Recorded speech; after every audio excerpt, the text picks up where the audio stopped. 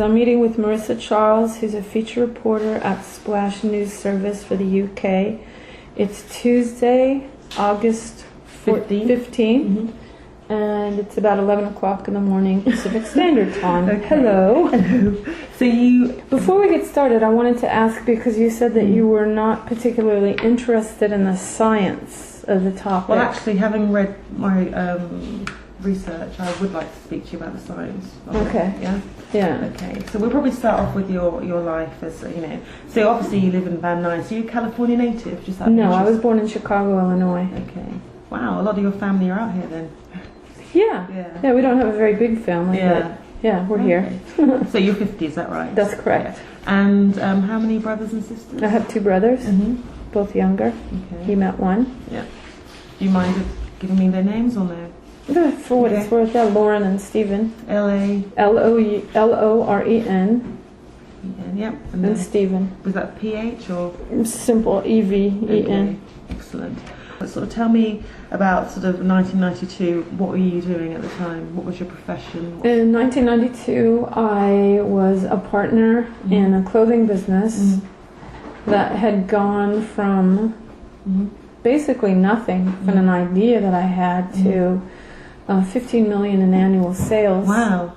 I had been living in Europe, Italy, specifically, after having traveled around. I left the United States in the early spring of 1984. Wow, a while ago. And went from the US to Germany to Egypt, and then worked my way north from Egypt. And as I was passing through Italy, I decided I wanted an experience, a travel experience that had more depth to it than just passing through and collecting passport stamps and a few souvenirs. So I signed up for language studies and art studies in Florence, Italy, and then went on to Switzerland and France, and came back in the fall of '84 to start attending school. And I also signed up. Back here? No, in Florence, Italy. And I also signed up to live with an Italian family as part of that experience. I intended to stay 4 months, and that turned into a couple of years. Okay, and so did you stay there until 92? No, I came back in late '86. It was November of '86. And that was after I had worked there for a while. I had my own apartment and so forth. And I had worked in, first in retail sales, jewelry. And then I started teaching English. I worked at two different English learning institutions. And then I started working in sales and marketing while I was there. That was my last work there. And prior to departing, I had worked in advertising and marketing in the United States. And so you were, you know, as I say, I mean, we're going to challenge this, but you were a professional woman of, you know, you had a lot of success when you were living in Italy, is that right? I had a lot of what? Success. Successful career. What she said. Yeah.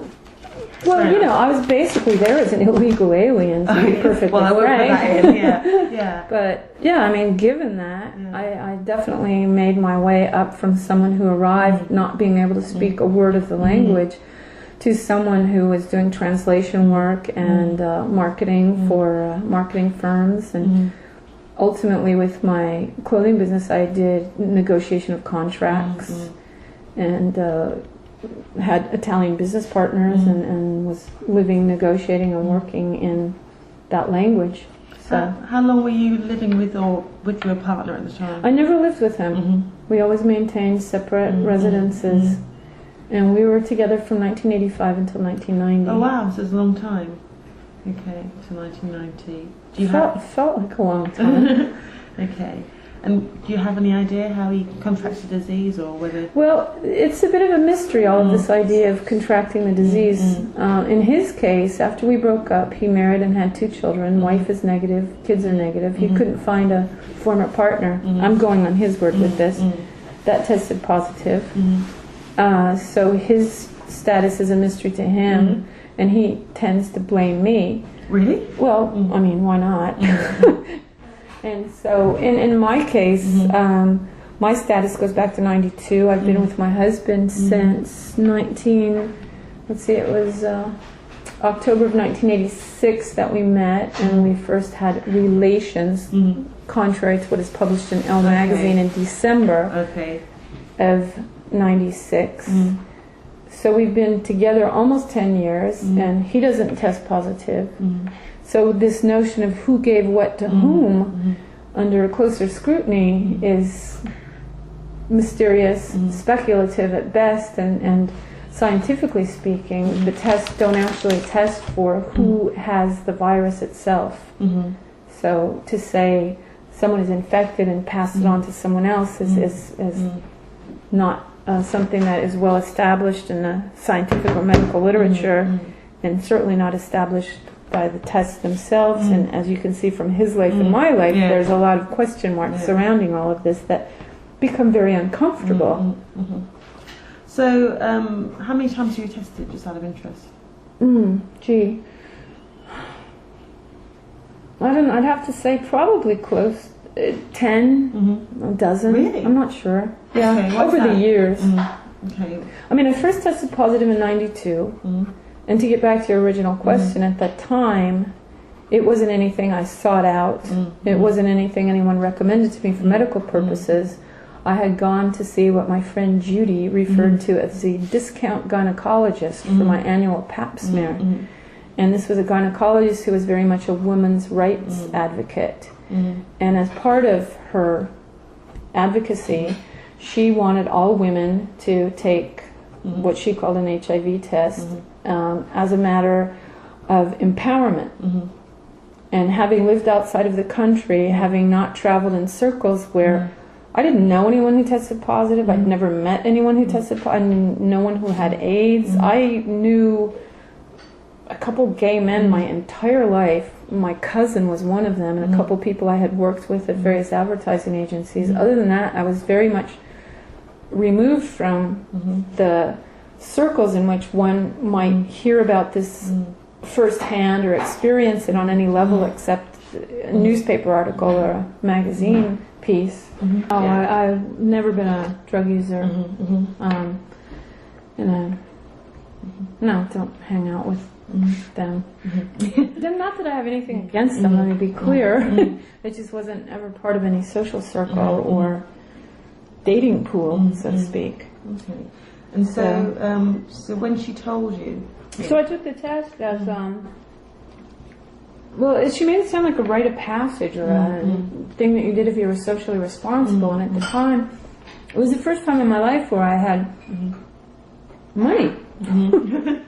And I was trying to do good things. I was giving money away to all kinds of causes, from Native Americans to the Holocaust Museum to children's charities. I had adopted a child in some Central American country through one of those programs. I was doing what I would call guerrilla social causes through an agency where they just put out an ad if they needed someone to do phone banking for the American Cancer Society, or to show up at an art auction for animal shelters.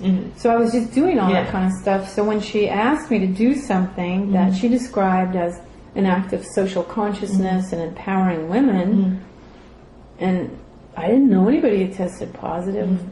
I didn't know anybody who had AIDS. I just, it's okay. I didn't really want to give the blood because I'm not crazy about blood tests, but she pestered me enough about it. So actually what I did is I was going to another doctor across the street from her to get a checkup for just a regular checkup. So I had him draw an extra tube of blood to bring to her because I didn't want to do it twice. No, it kind of makes me ill, which is kind of funny when people ask, have you ever used IV drugs? I'm about the last person in the world. I've actually passed out at blood tests. Really? Once only, but I've turned green and gotten sick.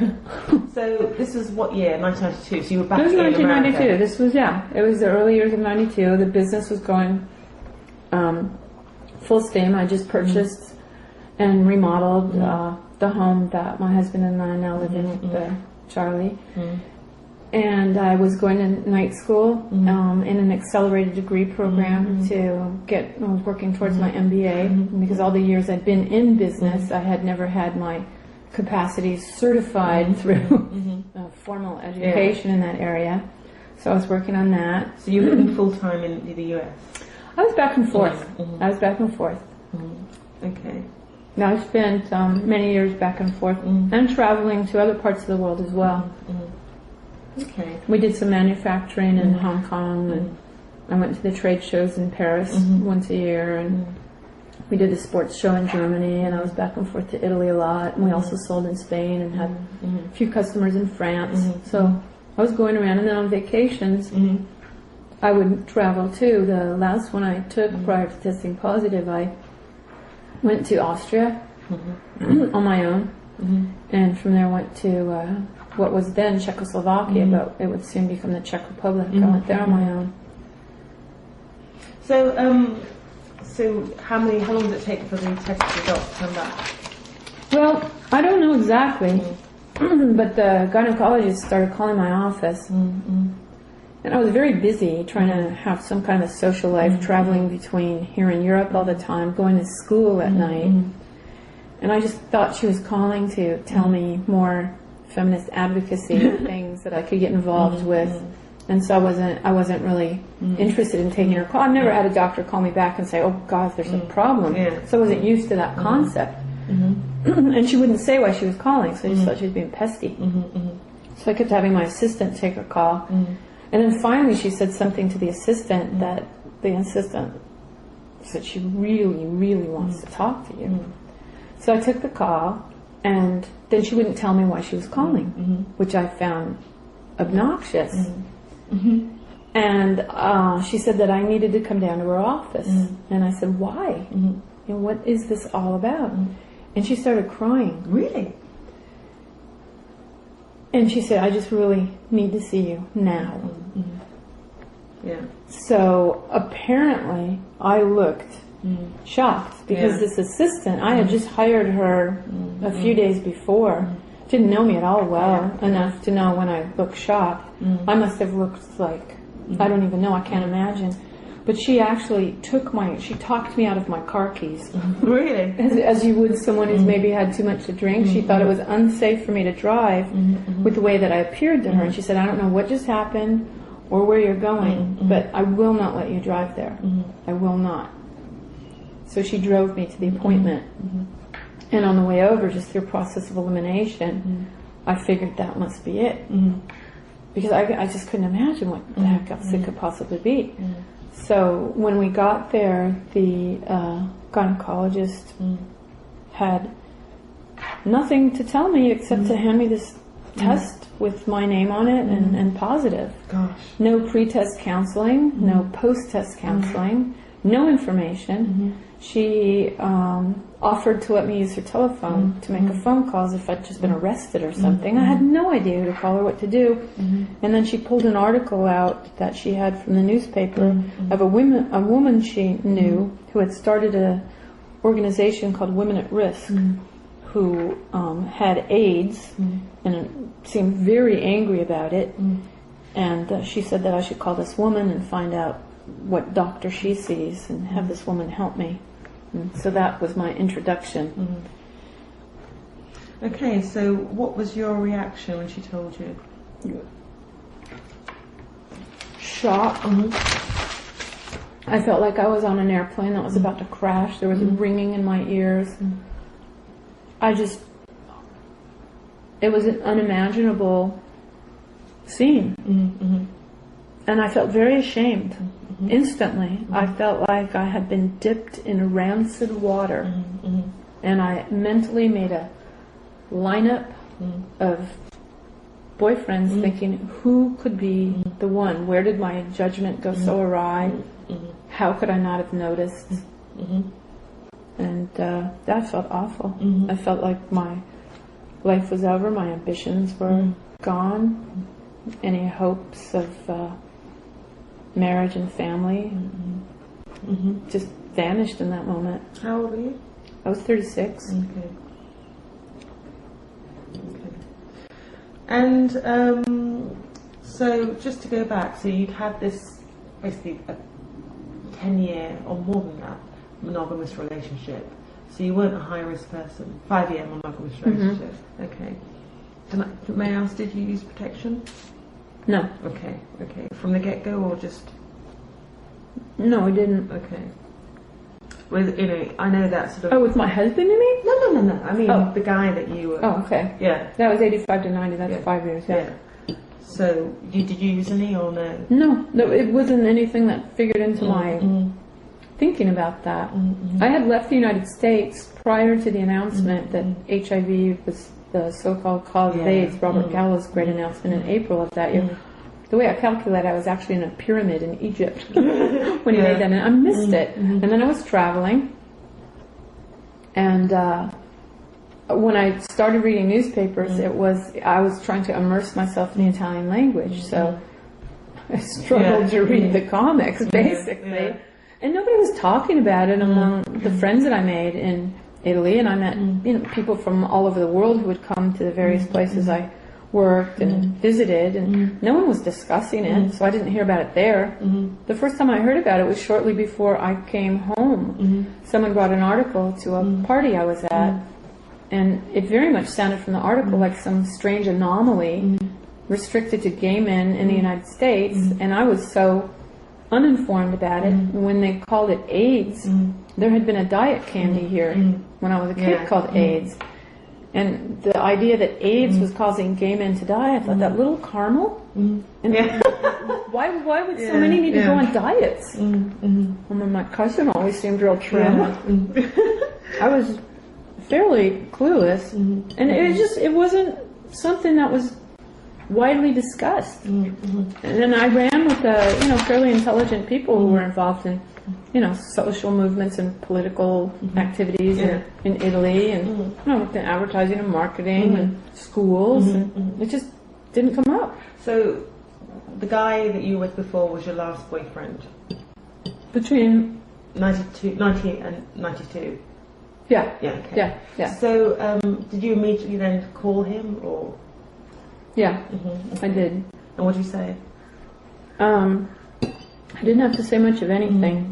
He could just tell from hello that something was really. Yeah, I'm a very transparent person, and he knew immediately that something was wrong, and he was trying to ask me about it, and I couldn't stop crying to tell him. And so he started to guess, and I remembered he guessed, was it cancer? And I said, worse. And he said, oh my God, is it AIDS? And I said, well, it's that thing before you have AIDS. And immediately he said, oh my God. And so that turned into a whole other nightmare. Did he argue with you? No. At first, he'd wanted to get back together. Really? I thought we was married. Oh yeah, that doesn't stop an Italian man. Are you kidding? So no, he wanted to get back together, and even though you told him that you had this life-threatening So the first disease. thing he did was say that he wanted to marry me and take care of me, and he'd come to the United States immediately. I think he saw it, unfortunately, as a point of vulnerability that he could work to re-enter my life in a way. Okay. And did he ever suspect that maybe he may have it? I can't know what thoughts went through his head. I can't know what he suspected, but I do know that before he came to the States, 2 days later, he took a test in Italy. Okay. So he came 2 days later. I wonder how he explained that to his wife. I don't know. Well, if you've ever lived in Italy, it's you don't need much explanation for sudden disappearances. It's par for the course, and certain, I shouldn't say that among all, but it's quite common that the rules of relationships are not very well respected by the male partner. So then did you suspect that he was cheating on you during those 5 years? Oh, then it all came out. Really? Oh yeah, when we tested positive, suddenly I heard about the child he had conceived while we were still together, and the time he went to Thailand, and it just went on and on and on. Okay.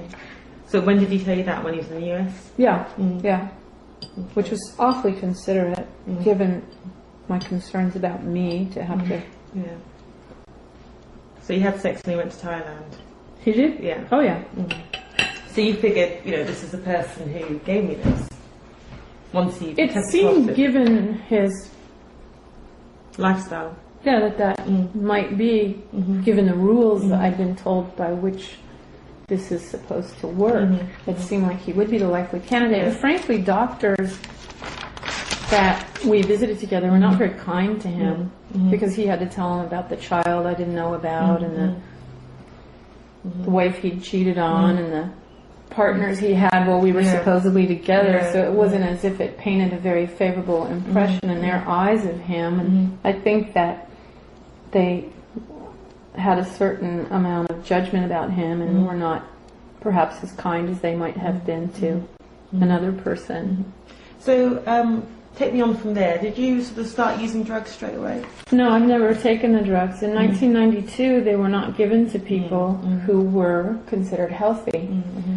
And I was told that I had remarkable good health. The first AIDS specialist I went to see, who was actually in fact an infectious disease specialist, did an entire workup of everything from cholesterol to T cells. It was the first time I'd ever heard of T cells.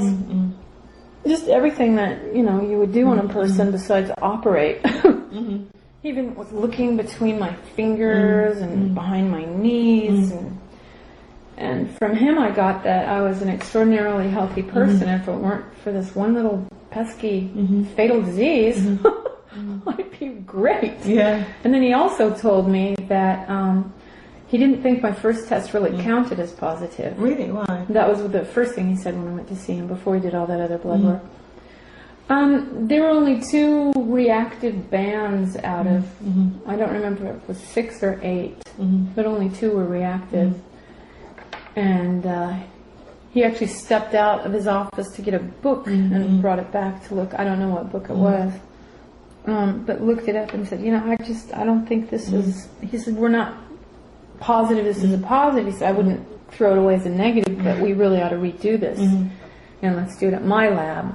And that was one of many declarations by doctors that everything had to be done at their lab, as if their lab somehow held a higher truth than the lab I'd just been to previously.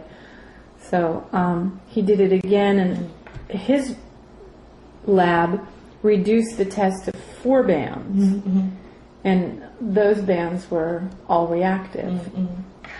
Okay, so it was confirmed again that you had it. Well, he called it an indeterminate test and did it again and called it a positive. And at that point he said it was indisputably positive.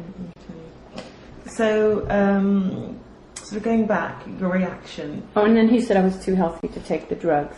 Okay. And explained to me that AZT was available for... It was always a matter of when I became sick, and it was surprising I wasn't sick yet. I hated going to doctors and hearing those 2 very alarming presumptions. When you get sick, you haven't had pneumonia yet? You haven't had yeast yet? It was surprising to me because I've never been diagnosed with anything serious. I've never been a part of the medical care system, and I thought because it was called health care that it was about health and caring for it, but it was really about illness prediction everywhere I went. There was no being well. It was all about when you were going to get sick, and was it a marvel you haven't been sick yet? Which surprised me, because why do that to people? Okay. And so how soon after you were first diagnosed did you go see this guy? The doctor? I took his first available appointment, which I believe was about 10 days, maybe a week. It was it probably wasn't even that long. It just felt like forever. Okay. So, according to Elle, you then sort of had this major reaction and stopped your life, basically. You stopped going to grad school, you wore a wedding ring. Well, I finished my course, and the day that the gynecologist gave me the test result, I went to school that evening. I didn't know what to do. I didn't want to sit at home. So I went to school that evening, and the instructor, the professor, took one look at me and knew something was wrong because I always participated in class. And she pulled me aside and said, "What's going on?" And I said, "I can't tell you." And she said, "Why?" And I said, "It's just too terrible." And finally I wrote it on a piece of paper and handed it to her, and she just looked at me just devastated. And the next class I returned to, she handed me a slip of paper that was a support group for LA Shanti Foundation, which was how I ended up, at least in that case, becoming a participant in their efforts. So what's it called? LA Shanti Foundation. LA, and then? Shanti, S-H-A-N-T-I. And what does that do? Actually, someone told me that Shanti means house of death. Oh, God. And I think it was designed as a place for people to go for support who had been diagnosed with terminal illness. So, once again, it's the death thing. But they had something called a Plus Weekend, Positive Living for Us. And this information that she gave me invited me to the Plus Weekend. And I'd never taken free services of any kind before. And I called this number, and I just kept, there's no timeshare you're trying to sell me. I don't have to buy Tupperware. You're just giving this thing for free. Because I'd never heard it. It just wasn't my world. So I eventually ended up doing that Positive Living for Us seminar, and from there joined a support group, and from there became a speaker on behalf of their support group services. So, and then shortly thereafter, well, sometime during that period, a friend of mine went to AIDS Project Los Angeles to volunteer on their speakers bureau in my honor. She was very upset that I had tested positive, and they rejected her. So she went to speak where? She went to volunteer as a public speaker at AIDS Project Los Angeles. AIDS Project Los Angeles. Okay. And they rejected her, which was appalling to me because she spoke professionally and used to be a model. Why you would turn down someone like that, I couldn't believe, who came with the most sincere of motivations. And the guy who did it insinuated it's because she wasn't a gay man, that they really didn't need her there. So I got all huffy and puffy, and when one of the representatives from AIDS Project Los Angeles was at the Plus seminar, I went up to him and I said, I would like to speak with you about a situation I find shocking and very hard to understand. And I explained about my friend, and in the middle of my discussion he said, you test positive? And I said, yeah. And he goes, oh my God, you got to be on our speakers bureau. So I got drafted in. And then with Women at Risk I got drafted in because that was the first organization I had contacted. That was the woman in the magazine. And I was immediately, and I thought very inappropriately, introduced to inter-office politics, where women were speaking cruelly about other women who were, I mean, these all in this terrible situation, and they're about who's wearing what. And I said, you guys are just, this is terrible. This is supposed to be a help group, and here you are hurting each other. I don't want to be a part of this. I don't want to be a part of anything that is about this when it's supposed to be about helping people. And the director called me back and she said, boy, that was like a slap in the face that I really needed. I want you to be on our board. So I said, okay, I'll be on the board. Because I figured that if I were accepting these invitations from these various organizations and new drugs came down this so-called pipeline that doctors would always refer to, my mouth would probably be very close to the end of that pipeline if I were involved and active. So it was something to do besides sit around and cry. And it was also a way to, I felt, give me perhaps an advantage. So it seemed like a good thing to do. And they were asking me to, and everybody wanted me to do this, so what the heck? So just getting back to what they had said in here, did you then shun friends when you first found out? I didn't want to. I felt like I couldn't even answer the phone because people would say, how are you? What was I supposed to say? I'm dying? I didn't want to do anything that involves other people. It was very hard.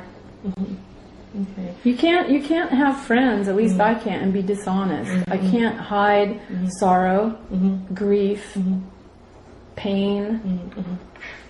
It's just, so the easiest thing to do was stay home. Okay. And you did wear a wedding ring then? Yeah, I got a ring that was, I had diamonds and rubies inserted every other Oh my God, you're serious. So to keep men away. It just seemed to work well, especially because, ironically, when I would go out for these public speaking events, I would get asked out. By negative or positive end? I never got far enough to find out. I just thought it was so bizarre that I would clarify afterwards. I said, you know, I'm the person that's here talking to you about HIV and AIDS from a personal perspective, and just to be clear, and you want to go out to dinner. Yeah. Wow. And I just point to the ring. Yeah. So initially you thought that you were going to die, and you know you're going to have all these illnesses. And I planned ahead. I joined a video club so I could start amassing my library of films for when I was laying in bed with the tubes and all this other stuff. I thought I might move away somewhere. I quit having anyone take photographs of me because I didn't want to record my downfall. I quit writing in my journal in case someone from my family found it. So you didn't tell your family? No, no, they were the last to know. He was going out speaking publicly to a drill team convention, and I hadn't told my mom or my brothers. I told one of my brothers and told him not to tell the other one, just in case something happened to me. Someone would know. Okay. And so you discovered that you were healthy still? Well, yeah, I mean, it was very strange because this makes the story more complex. But it's honest and it's also telling. Prior to testing positive, and for about 15 years, I had been taking a prescription medication for an alleged thyroid condition that apparently I never had. And that eventually, cumulatively, caused me to fall apart. I was losing calcium and magnesium and potassium. Everything was going at a rapid rate. My heart was too fast. I was burning up calories like mad. I could not keep my weight up. I got sick an awful lot. I had periods in which it felt like I was going to pass out. I would get these herpes cold sores on my mouth that inflamed my face from about my eye down, and I'd get a big, huge gland under my chin. And this was all prior to testing positive, prior. And when it was discovered in about 1990 that the medication was devastating me, I was taken off of it. I had to go in for bone scans to measure exactly how much calcium I had lost, and they thought that I would have osteoporosis at 40. I don't. That it had, whatever chance I had, might have had for having children was pretty much out the window. And that my immune system had been devastated. That was underscored, that my immune system had been wiped out. So I stopped the medications, and my health started coming back slowly but surely, and my thyroid started working, and I no longer needed any thyroid medication because the medicine I took replaced its function. So there was a question of whether it would work again. And everything started working, and I started feeling good. And then when I tested positive 2 years later, and nobody had any medications for me, I went out and explored on my own and started taking vitamins and minerals and herbs and supplements, and I changed my diet over time to organic and fresh foods, and stopped having donuts for breakfast and sandwiches from the Ready Mart for lunch and Chinese takeout for dinner, followed by candy. So I quit all that. So you're trying to preserve your life. Yeah, and it was remarkable because I don't get cold sores anymore. I don't get the big swollen gland. I haven't had anything remotely interesting in years and years now, 10 years. It's been fine. Okay. So I had already experienced immune suppression, so when people suggest that I'm living in some kind of a denial, I think they're denying my experience of having had iatrogenic, clinically documented immune suppression. So, so clinically documented. Yeah. Okay. When did you start becoming an AIDS denier, as they call it? I started investing. I want to emphasize that there's no denial here. There's no beliefs and no denial, which is popularly how this argument is framed. It's never an assessment of scientific, medical, and epidemiological information. It's belief or denial, and that's not anything about what this is about. I came across some information at the urging of friends when I was busy with all these various organizations, and I really wasn't interested in seeing it. It was inconvenient, as Al Gore might put it, an inconvenient truth, perhaps. Why would it be of interest to me? I knew what I was doing. I was helping people. I knew how I was going to die. There was a certain comfort in that. I didn't need my world rocked by things that sounded stupid. And this sounded stupid. I was getting bulletins every month from AIDS Project Los Angeles with the latest information. If there were any breaking things I needed to know about, it would have been included in there, I'm sure. So I didn't want to bother. But my friends were rather insistent. And they just asked if I would give one phone call to Dr. Peter Duisberg. Is he... He's a professor of molecular and cell biology at UC Berkeley. At the time, I hadn't heard of him. I didn't know. They said doctor. I assumed he was in clinical practice and I should call him to schedule an appointment. And at the time, I would travel, anywhere in the world to see someone if I felt like they might have something that could be of help. So I called and asked if I could come in for a physical and T-cell count and all that. What then happened with... Duisberg is he phoned me back, and we got in a really funny and interesting conversation immediately, and he's quite likable. And as I said, I'd never heard of him. I didn't know anything about him. My friends just recommended I call him. So we got around to the point of my phone call, and he said he couldn't really give me a physical unless I really wanted it, but that he was, as my friend suggested, someone who was raising critical questions about the link between HIV and AIDS, and I asked him if he had some kind of documentation for that. So a couple of days later, I got a stack of papers about this big, and I started going through them, primarily because he was so charming and interesting, and he spoke Italian, and he seemed like a good person. And by the way, in the clothing business, my area of specialty during the last 5 years was counterfeit and fraud. We actually ran participated in, I should say, a counterfeit and trademark protection program for the Gap and Banana Republic. And we were very active in trademark and copyright protection. And one of the primary focuses of my job was to make sure that any investment of money, whether it was in contracts or goods, that the seller or licensor was on the up and up. And I developed finely honed skills at very quickly assessing what was real and what wasn't, what information made sense and what didn't, and I could usually tell when something was amiss by circuitous answers to simple questions, avoidance of direct evidence for claims, postponement of validation and verification, or the need to act immediately.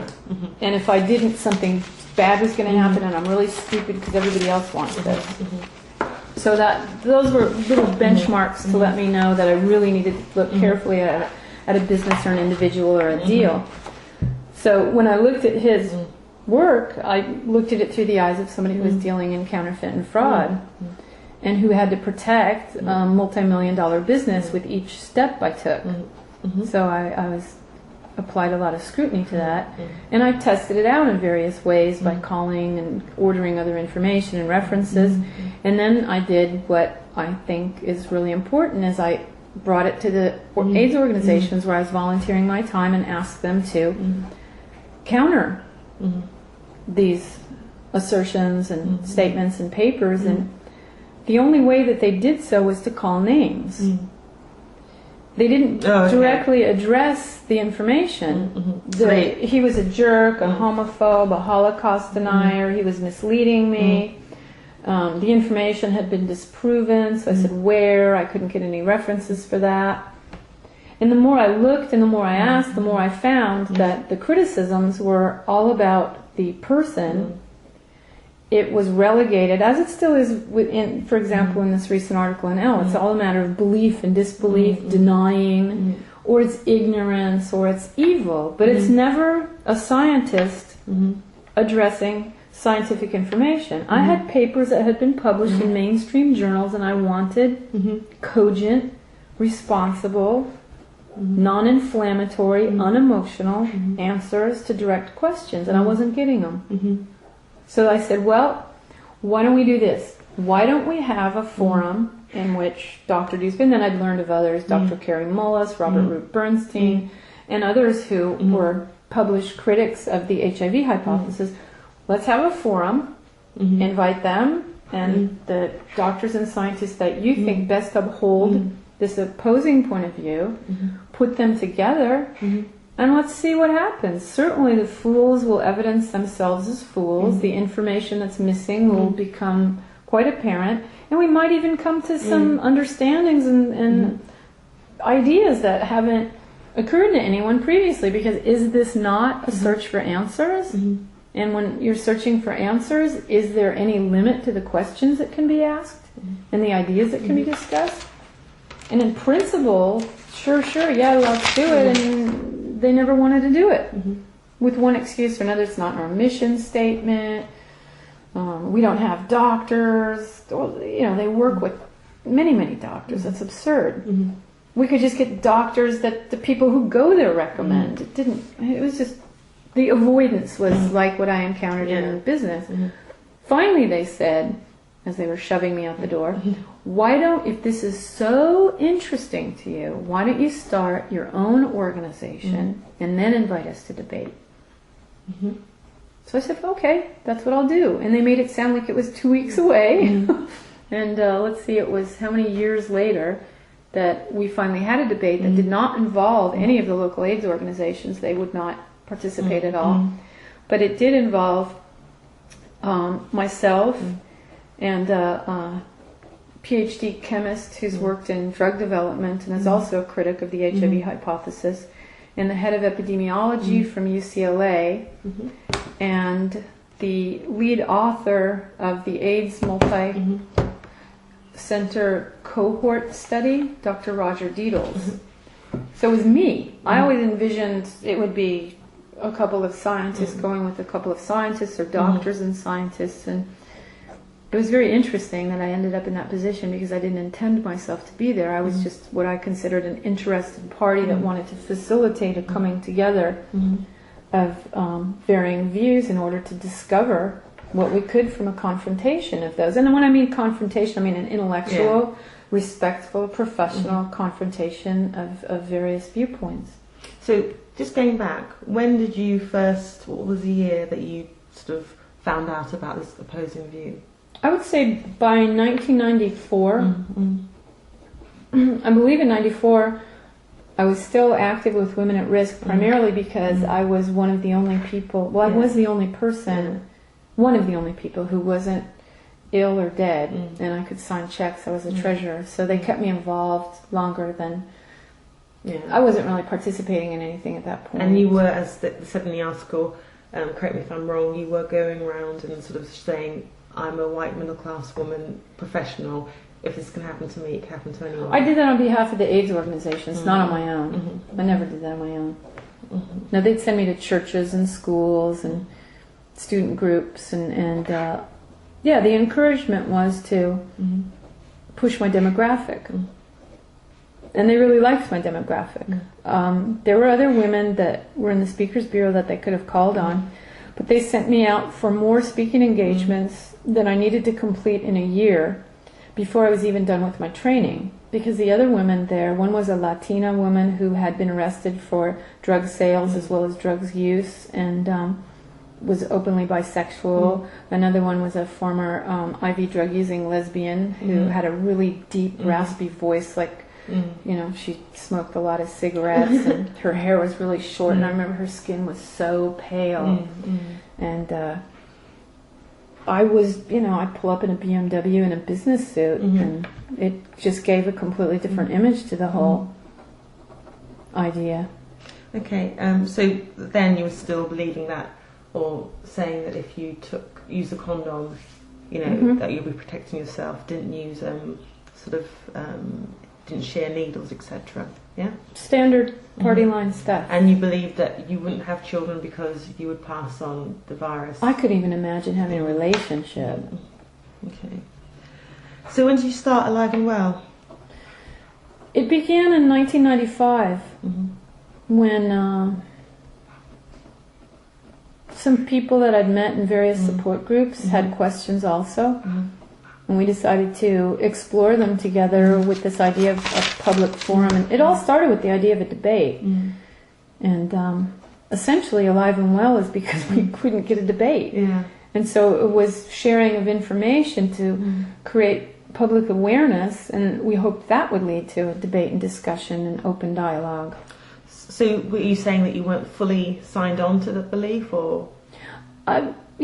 There's no belief that was signed on to at any point. I'm exploring this information, and when people are my critics, I invite them to correct me. Yeah. Every single person that is mentioned in articles, if I can find them easily enough, and if their statements aren't too obnoxious and ridiculous, I contact them and I draft a very respectful letter, and I say, well, according to what I read you said about me, or for example my daughter, or about HIV and AIDS with regard to me, I have some questions that are outstanding for the last 10 years, and I very much appreciate some referenced answers. Here are my questions. Will you please get back to me at your earliest convenience? If they ask about my daughter's case, I get a little more probing because it's personal stuff. I've had pathologists make statements that they will not validate many times, 3 times now.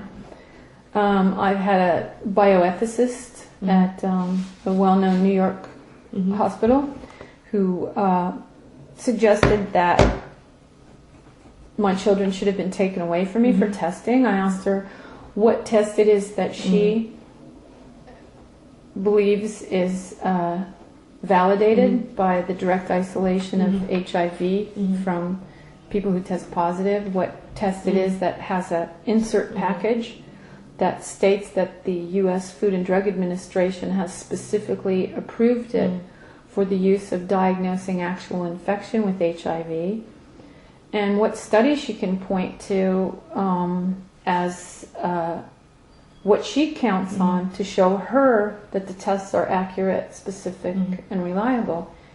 And her reply was that I have a screw loose. Really? Won't answer. There's a professor of medicine at the University of Florida, Dr. Gerald Stein. We're in communication right now. He ordered a copy of my husband's documentary film, and at the same time I knew he was writing a textbook, and I knew through a photographer he wanted to include something about me in the textbook.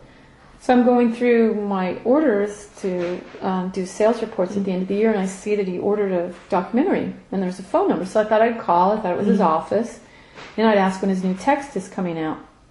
It was his home. He was watching television. I wasn't going to hang up. So we got in a conversation, and it was interesting.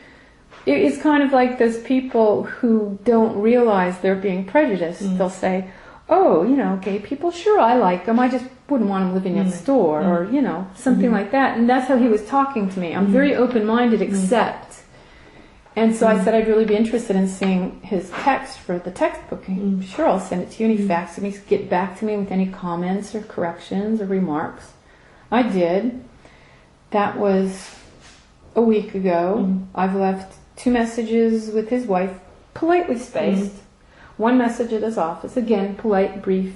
I've sent him an email, and I haven't heard a word back. And again, it was this idea, it's belief and denial, and everything's exaggerated, and unfounded statements are made. It's just, if you have the facts on your side, you don't need to make things up. You don't need to avoid confrontation. You don't need to avoid public dialogue on a public issue.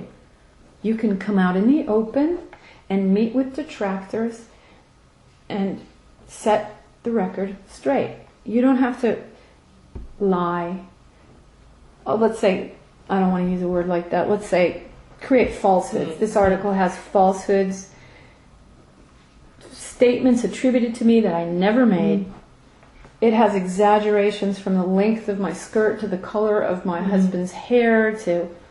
You don't have to do that if you have the evidence, the facts, the truth on your side. You don't have to resort to falsehoods and misrepresentations and avoidance of dialogue. So can I ask you, I mean, if I were presented with all this evidence, I did science at school, but I'm not particularly scientifically minded, I would just be, I don't want to use the word bamboozled, but I would be sort of taken aback with the wealth of evidence and, you know, just the sheer amount of it. Were you a scientifically minded person before? I mean, the average person wouldn't, you know... No, my life was on the line, and I'm a practical thinker. Like I said, I spent a number of years having to make multi-million-dollar decisions, weighing evidence.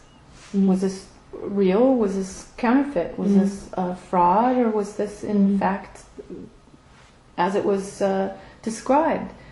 And I like to analyze things. So I did. I don't think it takes a great scientific or mind. You don't need to be a doctor. I mean, people make decisions every day. I bought a home. I'm not a geologist, nor am I an architect, nor am I a contractor. I remodeled it myself, basically. But we don't need that. And I think the media tends to exacerbate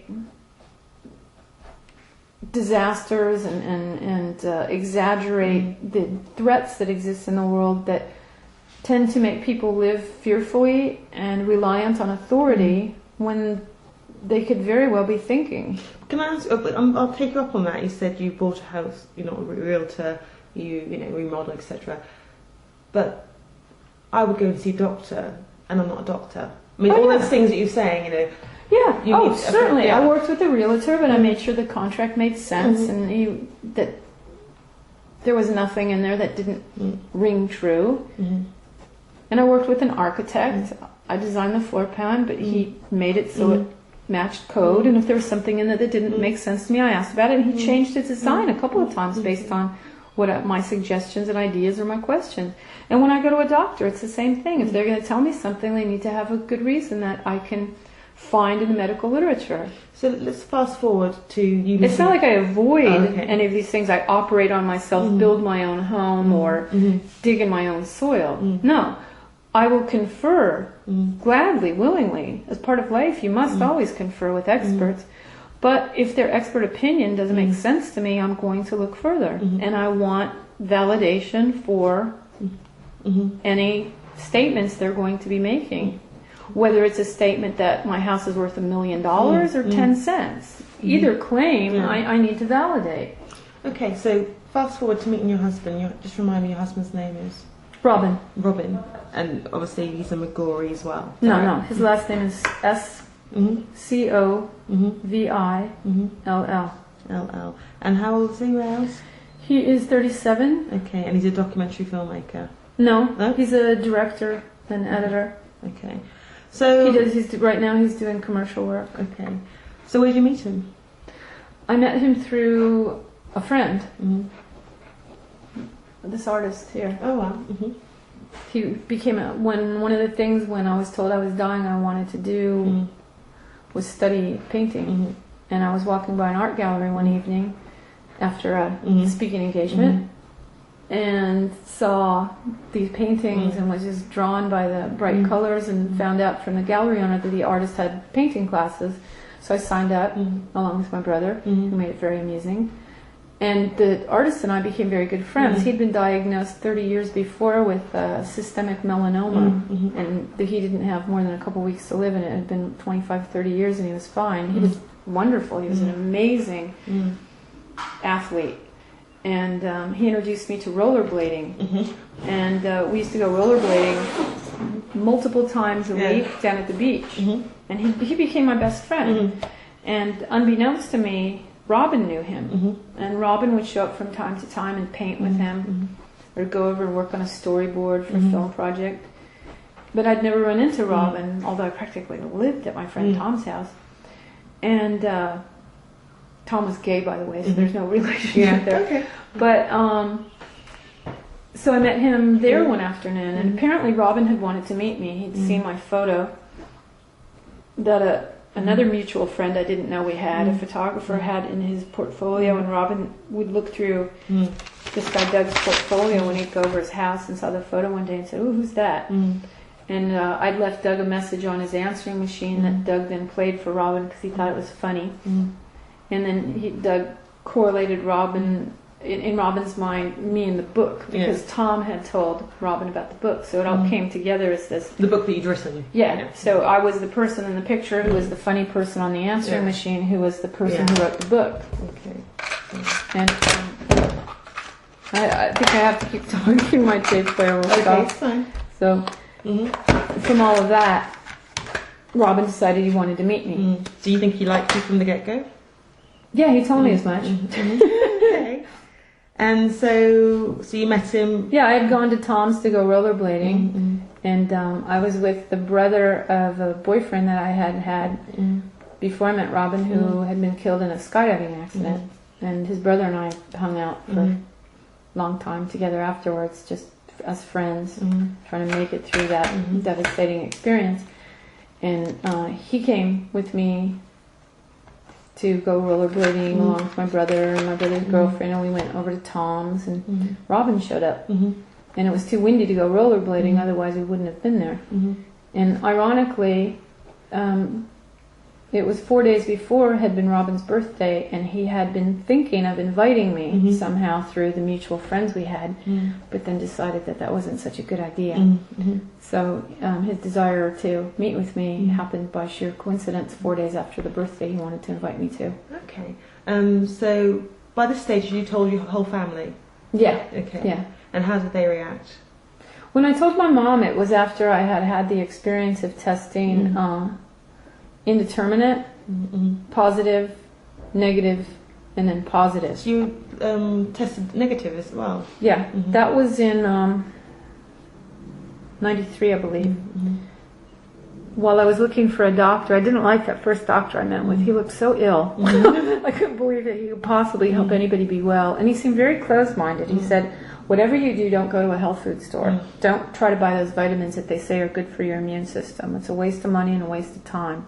So I immediately went to a health food store because I just wanted to see for myself what he was talking about, and I was confused because there was nothing at that time, back in 92, that said for your immune system, and I thought immune system was like a dirty word or a code word, so I wouldn't tell anyone at the health food store what I was looking for.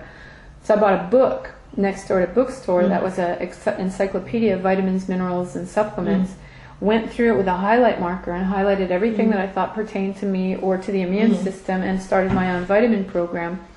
And in looking for a doctor that I thought made some sense or had just a kind of personality of someone you'd want to be with through the process of dying. I didn't want to hang around with somebody who couldn't remember my name, didn't listen, was boring, had bad magazines. I wanted somebody, I wanted to feel comfortable, and I walked into this one doctor's office, and there was this music and these great books, and she had this big, bright, sunny smile, and she gave her patients vitamins, minerals, and supplements, and had every hope that anyone who tested positive could regain or maintain health through proper nutrition, rest, avoidance of habits or lifestyles or whatever you want to call them that would detract from good health.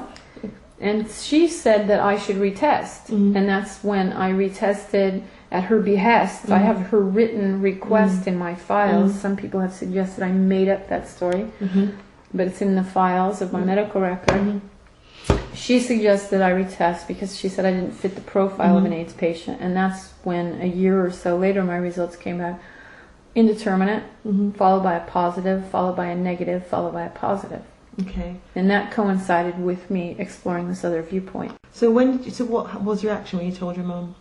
My mom, the point in which I told her it was after all these different test results and I had more information that gave a more hopeful picture.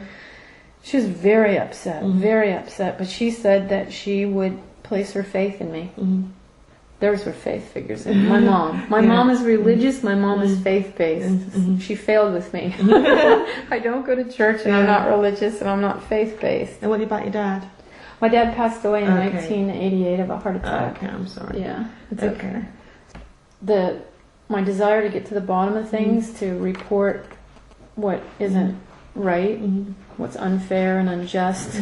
That's my dad. My dad always said, something's not right, you got to speak up. So I blame it all on him. So you got together with Robin, right? Immediately. Well, we went out to dinner that night, a group of us, and then Robin and I and my friend Todd, who was my the boyfriend who was killed in the skydiving accident's brother. We went to the theater together. We saw Secrets and Lies. It was a great movie. And then Robin asked for both of our phone numbers because he couldn't figure out who Todd was. He thought maybe Todd was my boyfriend, but Todd was just my friend. And then he called me, and we dated for October, November, and in mid-December we consummated our relationship. So when Elle says we dated once or twice and had sex, that's obnoxiously... So in December you can consummate your relationship. Right. Okay. So did he know that you had HIV from the get-go? I wouldn't ever say to anyone, I have HIV. I would tell them, I have tested HIV positive. And I always let everybody know who's going to have any kind of intimate contact with me, or leave their kids at my house, or I don't know. You know, it's pretty well known, and he knew it through reading my book. He knew it through Tom. He knew it through Doug, and he knew it through me. I didn't give him a, AIDS 101 education course, but I suggested he read stuff, which he did. He's an avid reader. He's really well studied, and the last thing in the world I ever do is coerce or advise anyone to do anything. So he made up his own mind about how he would view me and deal with us and this. So he wasn't, with all due respect, he wasn't put off or wanted to run away or... No, not at all. Okay. Not at all. Just quickly. I've been quite fortunate in that regard. I mean, I got dates from going out and doing public speaking on behalf of AIDS organizations, and the boyfriend that I had before Robin, Garrett, I was having to go to a speaking event for LA Shanti Foundation, and I called him over and told him, because he knew I was involved in this public service work, but didn't know why, because I didn't realize that he liked me. I'm a bit daft sometimes when it comes... Well, we met at a gym, we'd been laughing and carrying on and having lunch, and it didn't occur to me that anybody that cute and fun would actually want to be with me. So I invited him over before anything and told him about this, and I told him, and he kissed me. And then he said, let's go take that test your doctor's been urging you to take together. We'll go out to lunch afterwards, and we had fun with it. I sat on his lap during my test, which came up indeterminate, and then he sat on my lap during his test, and so it's just, it's known. I mean, it's no secret. And when you did consummate your relationship, your husband was perfectly happy not to use protection. I didn't gauge how big his smile was. I mean, it didn't figure into how we were approaching our relationship. We were two informed adults approaching an adult relationship in a manner that we held to be responsible and well informed. Whatever judgments other people may have, those are theirs to make, and they're making them without the set of facts that we have. So at this time, you believed you had scientific proof, or you had scientific proof that you couldn't pass the virus. There has been no scientific study to prove or disprove the passing of the virus from one person to another. If you look at the medical literature, there's one study that attempted to quantify how often a female HIV positive engaged in a heterosexual relationship passes the positivity to her male partner, and how often a male HIV positive testing person involved in a heterosexual relationship transfers that HIV positive status to his female partner.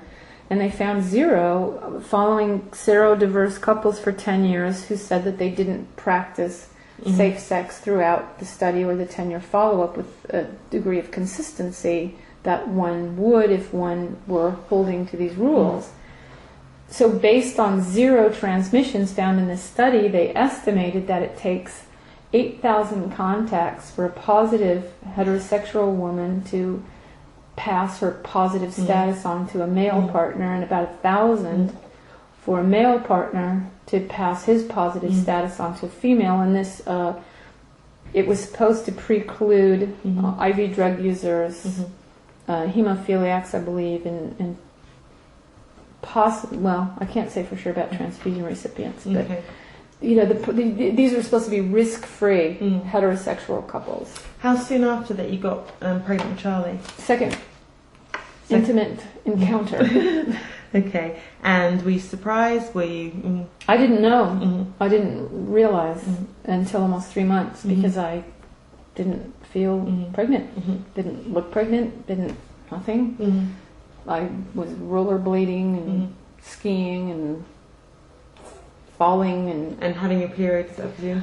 I had something in December that looked enough like a period. Then in January, I didn't. Well, no, December I did. January I didn't. And February I started to become a little concerned. But when I talked to my girlfriends, I go, "Hey, you know, you're not getting any younger." Yeah. So they told me I've been missing periods every couple months for years now. So I was looking in the mirror for a mustache, and I wasn't really looking at my tummy at all. Then by almost the 3rd month, I did something I never do. I took a nap. And when I took a nap, Robin said, "Oh my God, I'm coming home with a pregnancy test." And that's when we found out. And we had 1 week to make a decision about the child. So according to Elle, you wanted to have, or you considered having a termination because you just didn't want to have a kid. Is that right? No, that's not it at all. Okay, Robin and I consulted with a number of people, from professionals to friends. We weighed the circumstances of our situation, that we had only known each other about 6 months. He's 13 years my junior. He was working as a temp at the time, well paid, $25 an hour, but a temp. He wanted to finish a feature-length film he was making that had no distribution. I was living on savings from my clothing business and doing activist stuff and things that interested me. And I was HIV positive. You know, his family, the world would have judgments. It just didn't seem like a real viable route. So I've never wanted to terminate a pregnancy personally. I think other people could make up their own minds about that. And we made an appointment to do so, but we gave ourselves contingencies. If the sky looked cloudy, if there were protesters out front, if we felt uncomfortable, we could rethink at any point. And it was a lovely sunny day. There was no traffic, no protesters. The people were so calm. Lovely office, great magazine.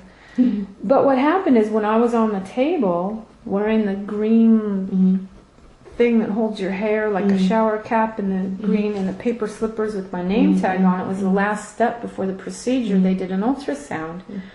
And before the lady had come in, I had just said over and over again with tears streaming into my ears, "Please deliver this soul into loving arms." And because I'm not religious, it wasn't directed to anyone in particular. I was just a cry of pain. I was in pain making this decision. And so I just kept saying that over and over to myself. And the lady came in, and I wiped my tears, and she did the ultrasound, and she peeked out from behind the machine and said, "Get up off the table." And I said, that's what I said. And I said, "What, am I not pregnant?" And she said, "Oh, honey, you're pregnant and then some. You're 16 and a half weeks at least. Get up. This is 3rd trimester. You can't be here." Oh, okay. And I said, "That's impossible." We thought about this, and I started crying. I said, "We have weighed this decision so carefully. You don't know what it took for me to be here today. You cannot do this to me. That's incorrect." And she said, "Go out, put cold water on your face, go to the waiting room." So we went out to the waiting room, and I told Robin, I said, "Apparently, when you said hello, I became pregnant." And he said, "What?" Oh, so we met with some counselors, and they explained a 2nd trimester abortion, and he was just getting sick over it. And he said, "I can't do that." And I said, "Well, we can't have a family because the procedure makes you feel nauseated." So we went home to his house. And the procedure of being pregnant makes you nauseated? No, the procedure of a 2nd trimester abortion was making him ill, the way they were describing it. the bony tissues, and I was, I wasn't in favor of this either, but I didn't want to have, I didn't want to be a single mom in my circumstances. I didn't want to have a man out there in the world who had some resentment or confusion about a relationship with another human being. It just didn't feel right to me. So we went back to his place, and I took a nap, and I'd always made it clear to him that I was good to go if he were, if he felt like he could, because I figure that I can do just about anything I'm called upon to do. And so when I got up from my nap, we walked to a phone, because his apartment was brand new and he didn't have a phone yet, and he called his mom and told her we were having a baby. Oh, wow. And so that's how it came about. And then we found out later that I was 12 and a half weeks pregnant. It was either the lady heard me through the door, saw that I was upset, I don't know. I've always wanted to go back and ask her. Her name was Judy, and I remember her. Different Judy. Yeah. But I felt like maybe if I told her my story, that it might make her work harder. So I never went back and spoke with her. But for whatever reason, I was very grateful. So Charlie was born when? September 6th of 1997. Okay, and it's Charlie with I-E, not E-Y. It's Charles is his actual name, but we call him Charlie with an I-E. Okay. And how soon after that you got married? We got married when Charlie was approximately 2.5. Okay. And I wanted to make sure that the relationship was real. Yeah. Okay, and then how soon after did Eliza Jane come along? We got married in January of 2001, and I became pregnant in, I think it was late March of 2001. Okay. Which was a bit of a miracle, considering I was 45. Having kids is the best form of birth control. Yeah. Yeah. And we weren't trying. We weren't avoiding it. We weren't trying though either. If we figured if the universe so blessed us, we would accept that. And the thing was we never wanted Charlie to feel alone in the world. So you say Robin has 3 sisters. I have 2 brothers. And we're both close with our families, and it just felt a bit lonely to have one child. So March 2001 she was born, is that right? No, she was born December of 2001. Okay. Both pregnancies, even though, correct me if I'm wrong, you were advised to take AZT, you refused? No one advised me to take AZT. People talked about it, but not to me. I never saw a doctor who said, "Damn it, woman, you must take AZT." Yeah. I went through a series of gynecologists over the telephone who wouldn't even agree to meet with me unless I was taking it, and some misconstrued by way of my introduction, I don't know how, that I had AIDS. And certainly if you can't even make it through an initial conversation, I'm not going to go see them for help. So I ended up at a midwife, and I was very upfront with her. And her husband had seen Professor Duisberg on a television program and had read about this issue, and he was the office manager, and he immediately loved me. And he said that I was a very smart person. Okay. And so I had both of the children with this certified nurse midwife. Certified nurse midwife. So certified, so an RN, is that right? Certified nurse midwife. Is there a difference between certified nurse and RN? I don't know. Okay. But I'm giving you a full title just in case there's this image of, the lady down the street who burns incense and comes over in Birkenstocks and tie-dye. And so we had home births, yes? Pardon me? Home births? Home birth. Yeah. Okay, so you didn't have either child tested. Why not? Both children were brought, Charlie the day he was born, and Eliza Jane a couple days later, to pediatricians. They didn't recommend testing. They had never recommended testing. We went for regular visits, well-child checkups. We called anytime there was a problem. No one had ever recommended testing.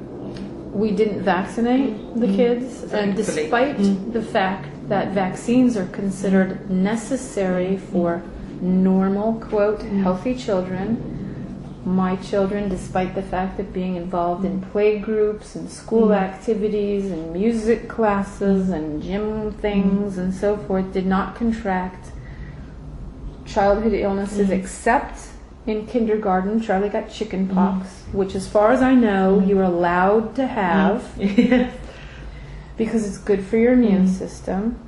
Eliza Jane got chicken pox along with Charlie and his entire kindergarten class.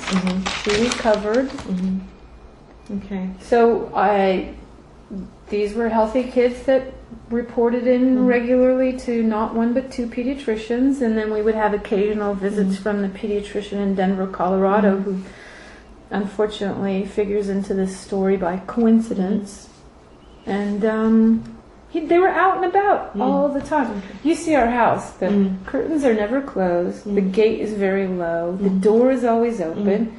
We know all of our neighbors all around. The kids were always in the front playing on bicycles, at parks. Eliza Jane came with me from the time she was a few weeks old to take Charlie to school, which is not drop him and push him out the door. We walked into the kindergarten. The little girls held her. When she got old enough, she'd go in with me and she'd play with the little teacups with all the girls, and they'd take turns hugging her, walking her around. These were children that are out in the world, being seen by mandated reporters of child abuse and child neglect. If there were any question about their health and well-being among the pediatricians, various teachers, the notion that you go from an ear infection to AIDS over the course of a weekend is a notion that can only be perpetuated when you tell a story about a believer and denialists and exaggerate and make things up and so forth. So what was that you were saying about people checking for child abuse or whatever? Teachers in this country, along with counselors, marriage and family counselors, we have three family friends, who are marriage and family counselors.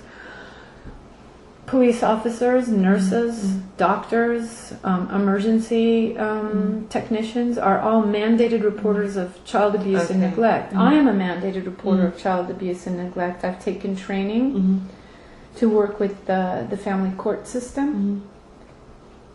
I'm one too.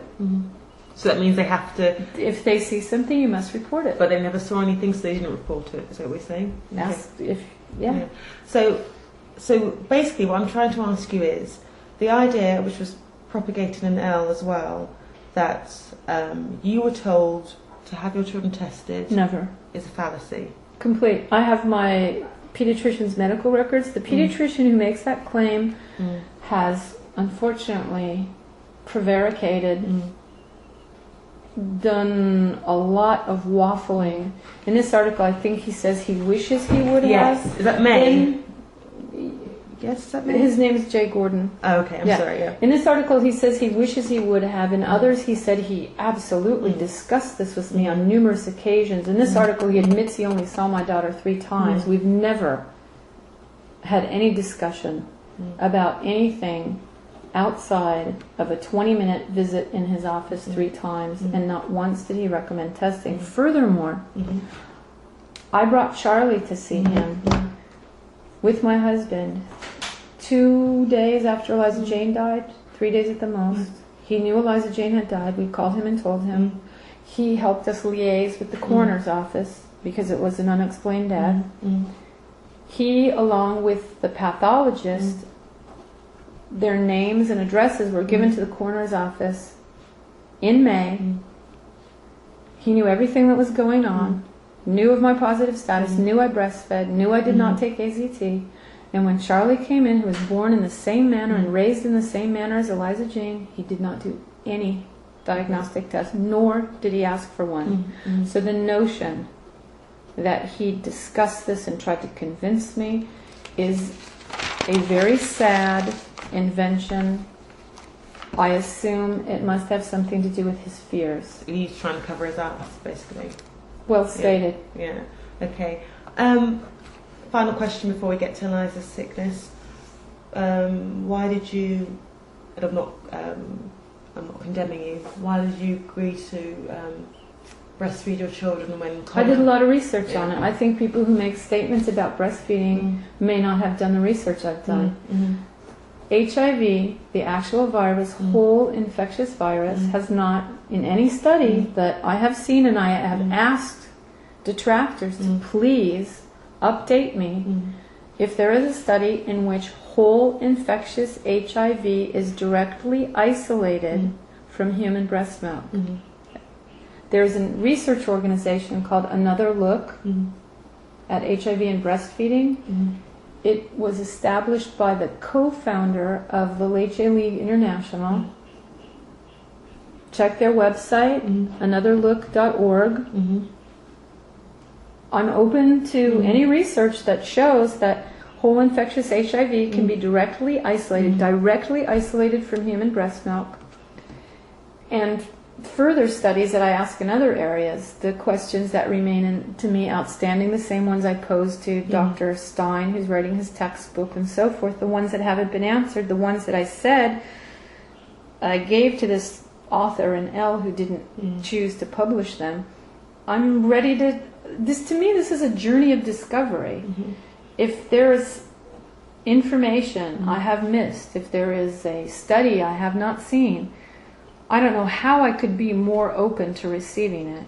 So just out of interest, quickly, why did you not test your children? Because I know that the tests have no U.S. Food and Drug Administration approval for the specific intended purpose of diagnosing HIV infection. I know the tests have never been validated. There's no validation study in which positive results on antibody or viral load tests are verified by the direct isolation of the virus from the positive testing or viral load positive testing individuals. I know that the tests are capricious, that they can give... It's right in the test kit literature. You can get positive results due to prior pregnancy, blood transfusion, or as one test says, other exposures. The test kit literature on the screening test, the one that's used in the UK, I believe, as a confirmatory, actually says, and if you want to see it, I'll be happy to show you the test kit literature. This journalist was not interested in such facts. It says at this time, there is no established standard for establishing the presence or absence of HIV-1 antibody in human blood. I would like a copy of that. I will be very happy to give that to you. The viral load test, which she says that I don't understand, that I misconstrue the meaning of the RNA strands. The viral load test actually says not intended to be used as a screening test for HIV or as a diagnostic to confirm the presence of HIV infection. So we've all got it wrong. Common, scientific... You can use things off-label. You can take a lawnmower and cut your hair. You can... They recently had to put, from what I understand, some kind of a disclaimer on hemorrhoid cream because people were putting it under their eyes to diminish puffiness. You can use things off-label. Okay. Whether that's a responsible use or not is another question. So remind me, Eliza started to get ill, was it May that month or was it April last year? Her first doctor's appointment, I believe, was April 28th. Okay. And what, was it just for the sniffles? Well, she had what I call deliberate breathing, which she would do when she had a fever. It was like... And so I was concerned about that. What does the doctor say? I brought her in on a Saturday. I didn't want to wait until after the weekend. And the doctor put her on an oxygen meter. And this is a doctor, by the way, who she had a cold when she was, I think, 4 or 5 months old. Knowing who I am, knowing my choices, he said, I want to see her back in a week to make sure she's thriving because she was so little. We all had colds. Everyone had a cold. But he was concerned about her because she was so little. I brought her back 11 days later just because of scheduling appointments. She had gained 11 ounces in 11 days. So that's Eliza Jane's experience with the cold. My doctor knows exactly who I am.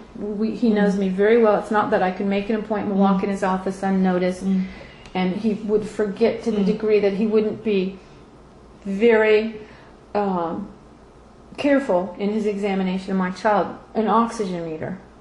was put on, normal. So oxygen meter, was it like nebulizing? What is it? No. You put your fingers in, and they make sure that you're receiving max oxygen. It's the standard way of doing things. Years ago, they would puncture an artery. I had that done to me once. I had well, that has to do with something else entirely. It was way before I ever tested positive, and nobody could ever explain what happened. But so he did that. They did the they palpated all the external organs. They examined her mouth, her throat, her mouth, her ears, her eyes, her nose. There was nothing going on. But the ears had fluid. So we were told that there was an ear infection, and that discomfort could be causing that deliberate breathing. So in scheduling that appointment, I was also trying to schedule an appointment with Dr. Gordon because I wasn't sure who I was going to see.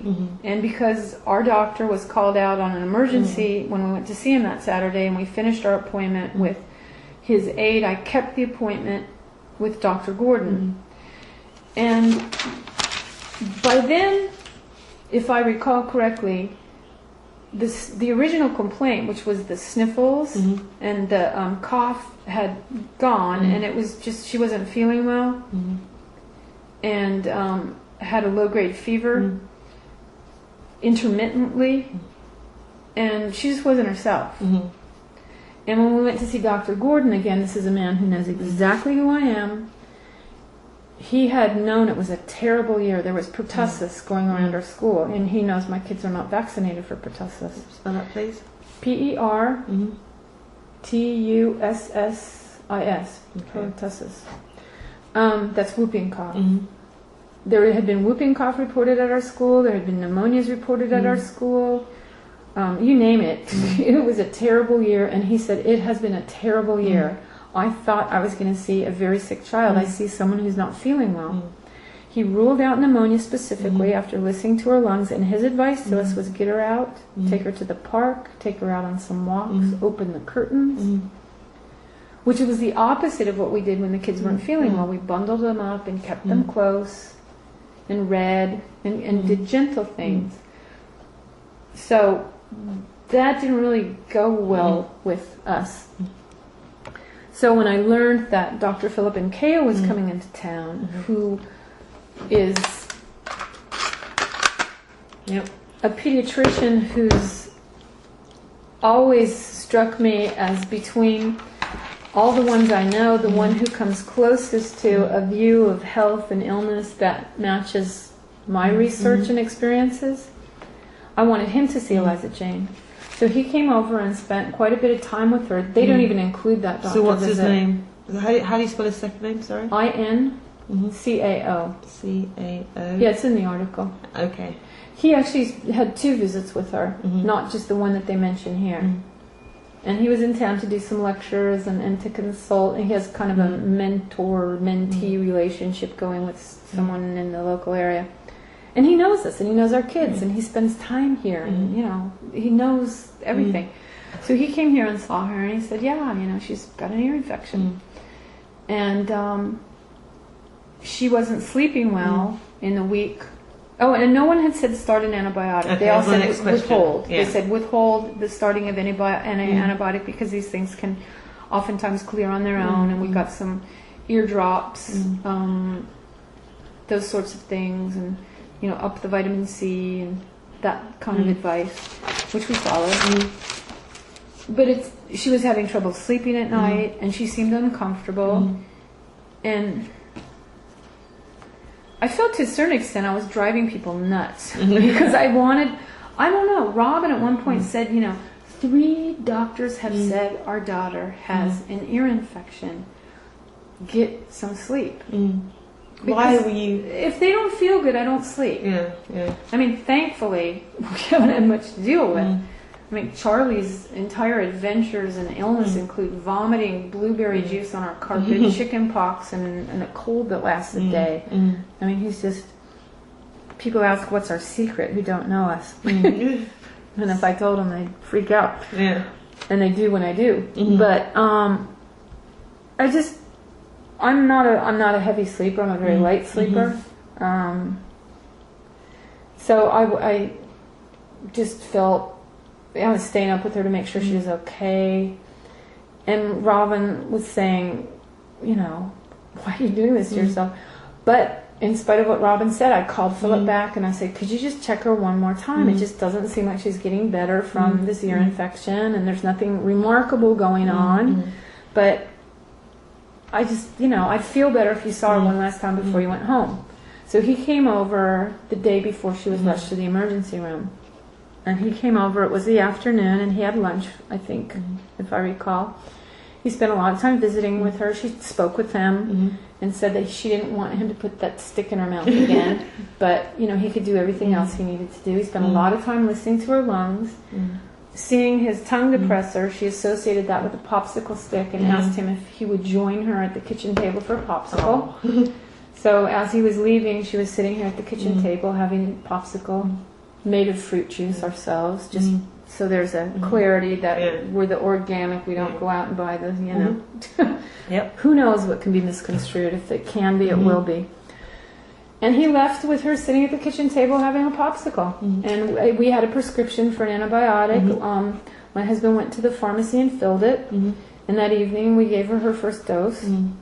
We were told the side effect was vomiting, that she could be expected to spit up. The other antibiotic we had been offered by the first pediatrician at Dr. Fleiss's office. The side effect was difficulty breathing. So when you consider the choice between vomiting and difficulty breathing, a little spit up doesn't seem so bad. So this was amoxicillin? Amoxicillin. Okay, correct. So forgive my pronunciation. No worries. So it's according to Elle, just before midnight the following evening, after a day of nausea, vomiting, and wheezing. No, that is so invented. It's so vile. It's so irresponsible. I just don't know why this person calls themselves a journalist. They're a science fiction writer. My daughter was not wheezing and vomiting, and I went over this in a recorded interview with Elle fact-checking department. I clarified that my daughter was occasionally spitting up. Every mother knows the difference between spit up and vomit. Vomit is retching. Vomit is vomiting. Spitting up is, it happens to adults sometimes. You burp and you get something back. She was spitting up. Okay, so she wasn't wheezing? No, she was not wheezing. And this is another point I would really like to drive home. When people have pneumonia, a serious pneumonia, a life-threatening pneumonia, they're going to die of that pneumonia that evening. They're coughing. They're having difficulty breathing. That difficulty breathing manifests itself in things you can hear in the chest. You can see. I have taken care of. I had someone in my home for 2 weeks who wanted to be here and try alternative therapies before seeing going the pharmaceutical route, and I indulged him. He had pneumonia. When he showed up at the hospital 2 weeks later, they said, boy, if you would have waited a couple of days, you could have been in some serious trouble. While he was here, before he went to the hospital, and they told him he could still wait a couple of days before he was in serious trouble, his fingertips had started to turn purple. The second to the last day he was here, I told him I wanted to take him to an emergency room, and he refused.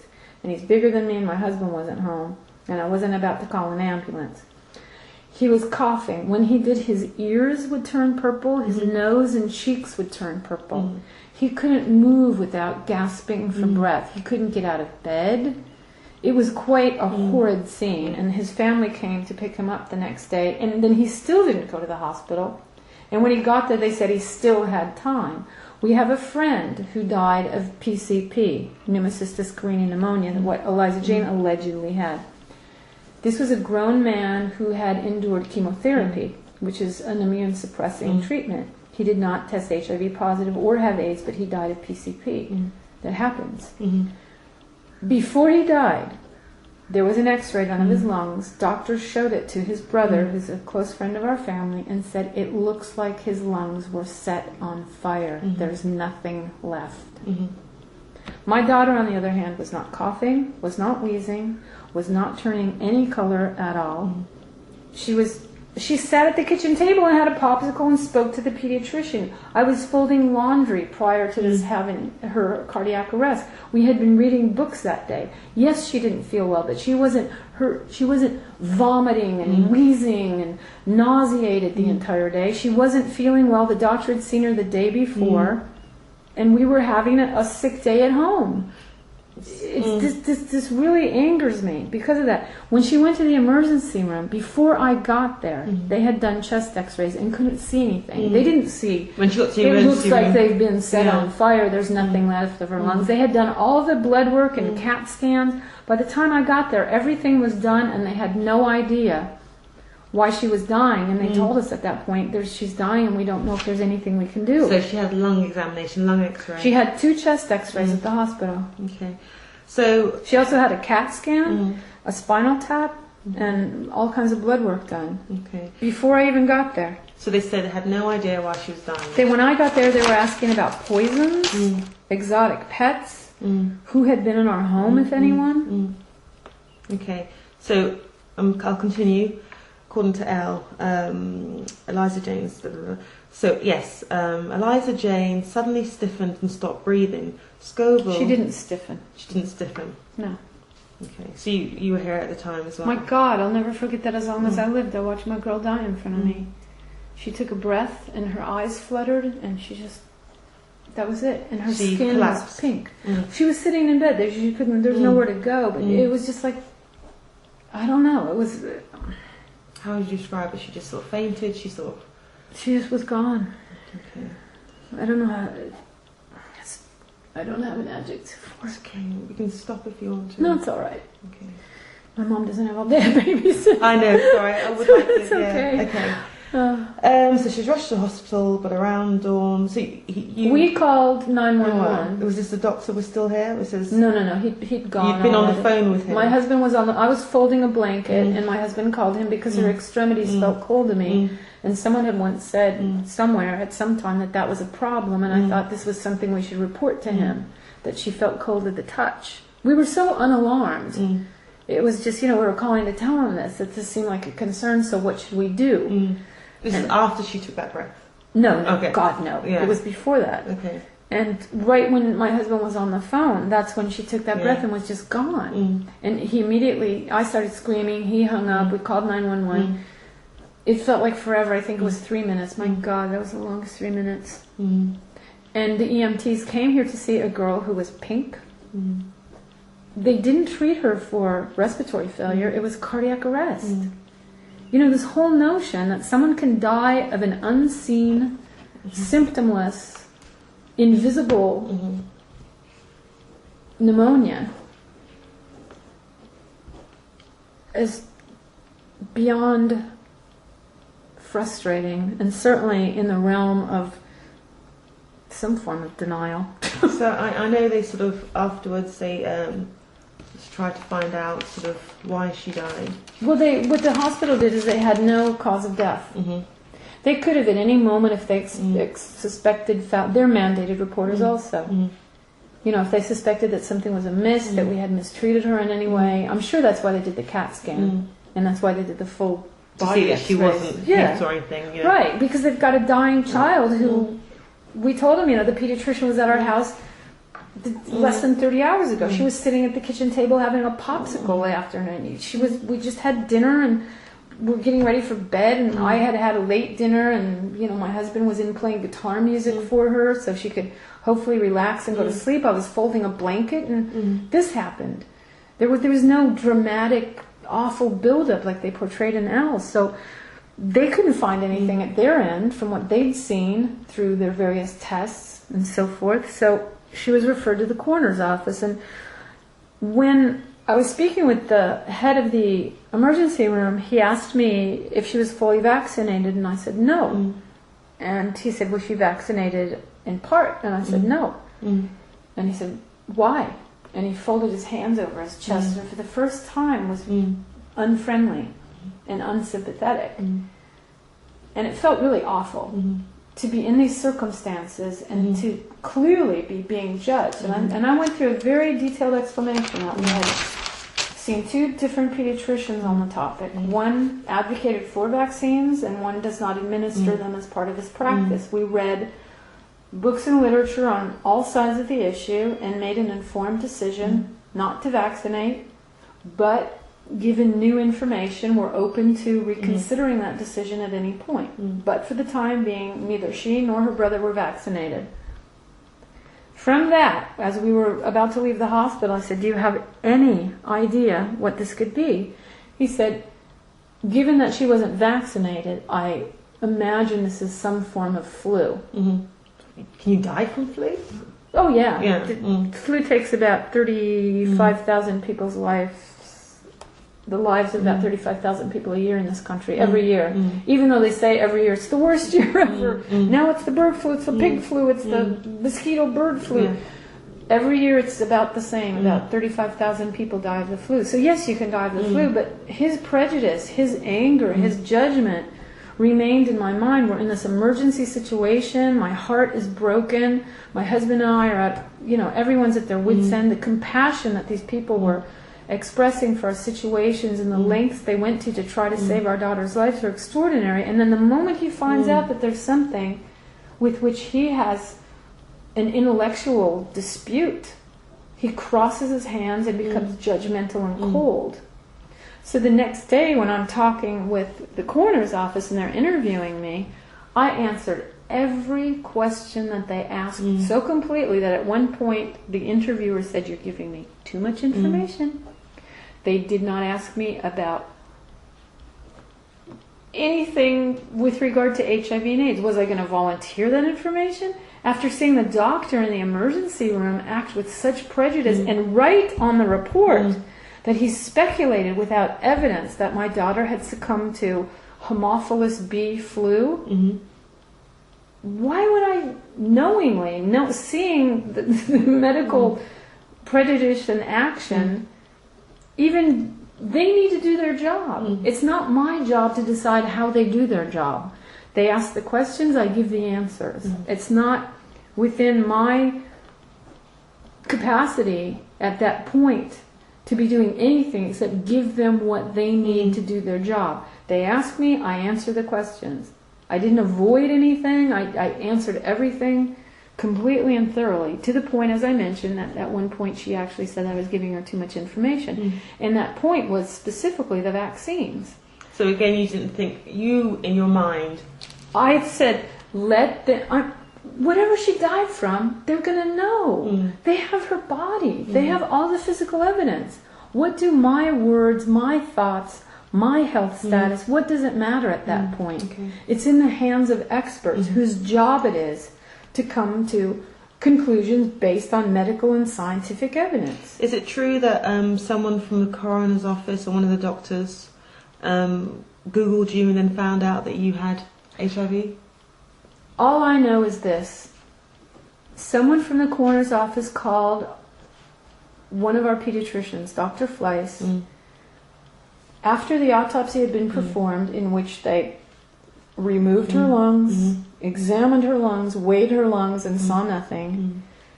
After they had taken whatever fluids and tissue samples they wanted, after we had spoken to them after the autopsy, in which they said they were sorry, they had nothing that they could tell us of an apparent cause of death, nothing was apparent from autopsy.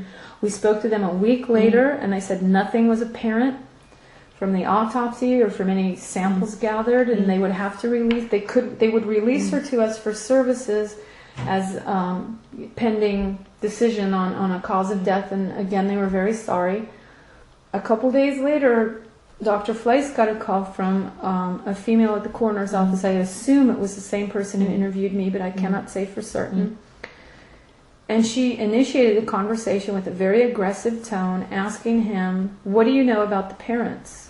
What do you know about the mother? Do you know what happens when you Google the mother's name? Do you know about the mother's book? Do you know about the mother's HIV status? And he said he knows about my HIV status, knows about my book, but what does Googling have to do with the child?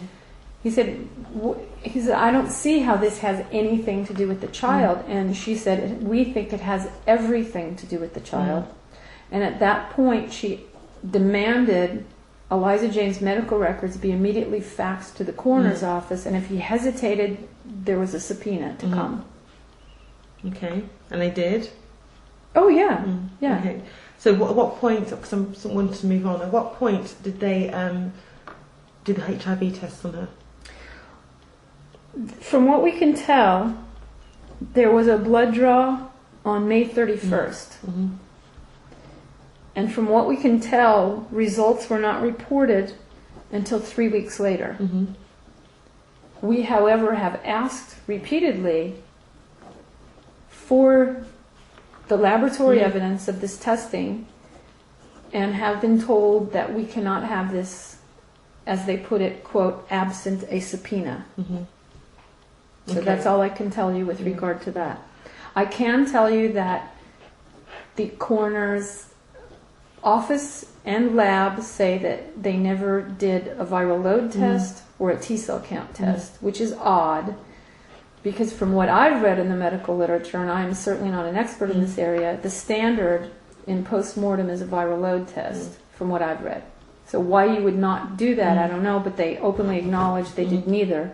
And that's also standard, especially if you want to nail someone, so to speak, for having AIDS. You do the standard test. It would be like saying someone died of a gunshot wound and not using the state-of-the-art ballistics test, but sitting out there with a magnifying glass and having a look.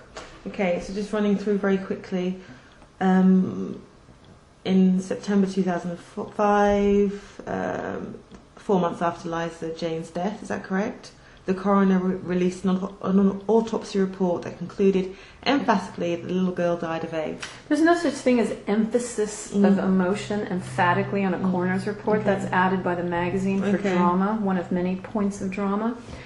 It said that she had... Well, it's interesting.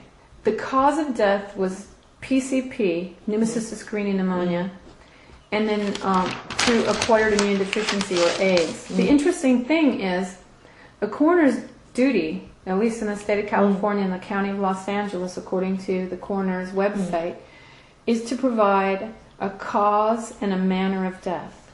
So saying someone died, let's say of a gunshot wound, is not enough. You have to explain and show how the bullet entered the body, what tissues it tore and damaged, what organs it left damaged or destroyed, and how that led to death. In the case of my daughter's autopsy report, it's as if they're saying she died of a gunshot wound, but there's no entry, there's no exit point, there's no bullet, there's no explanation or damages that would lead one to the conclusion of death from a gunshot wound.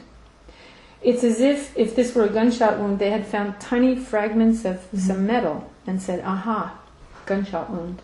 Okay. My daughter's lungs were not full of PCP. At autopsy, they were described as no inflammation of the lungs. Our genius reporter in Elle quoted that as no swelling of the lungs. That is not a medical term that pertains to pneumonia. Inflammation. Inflammation of the lungs caused by disease.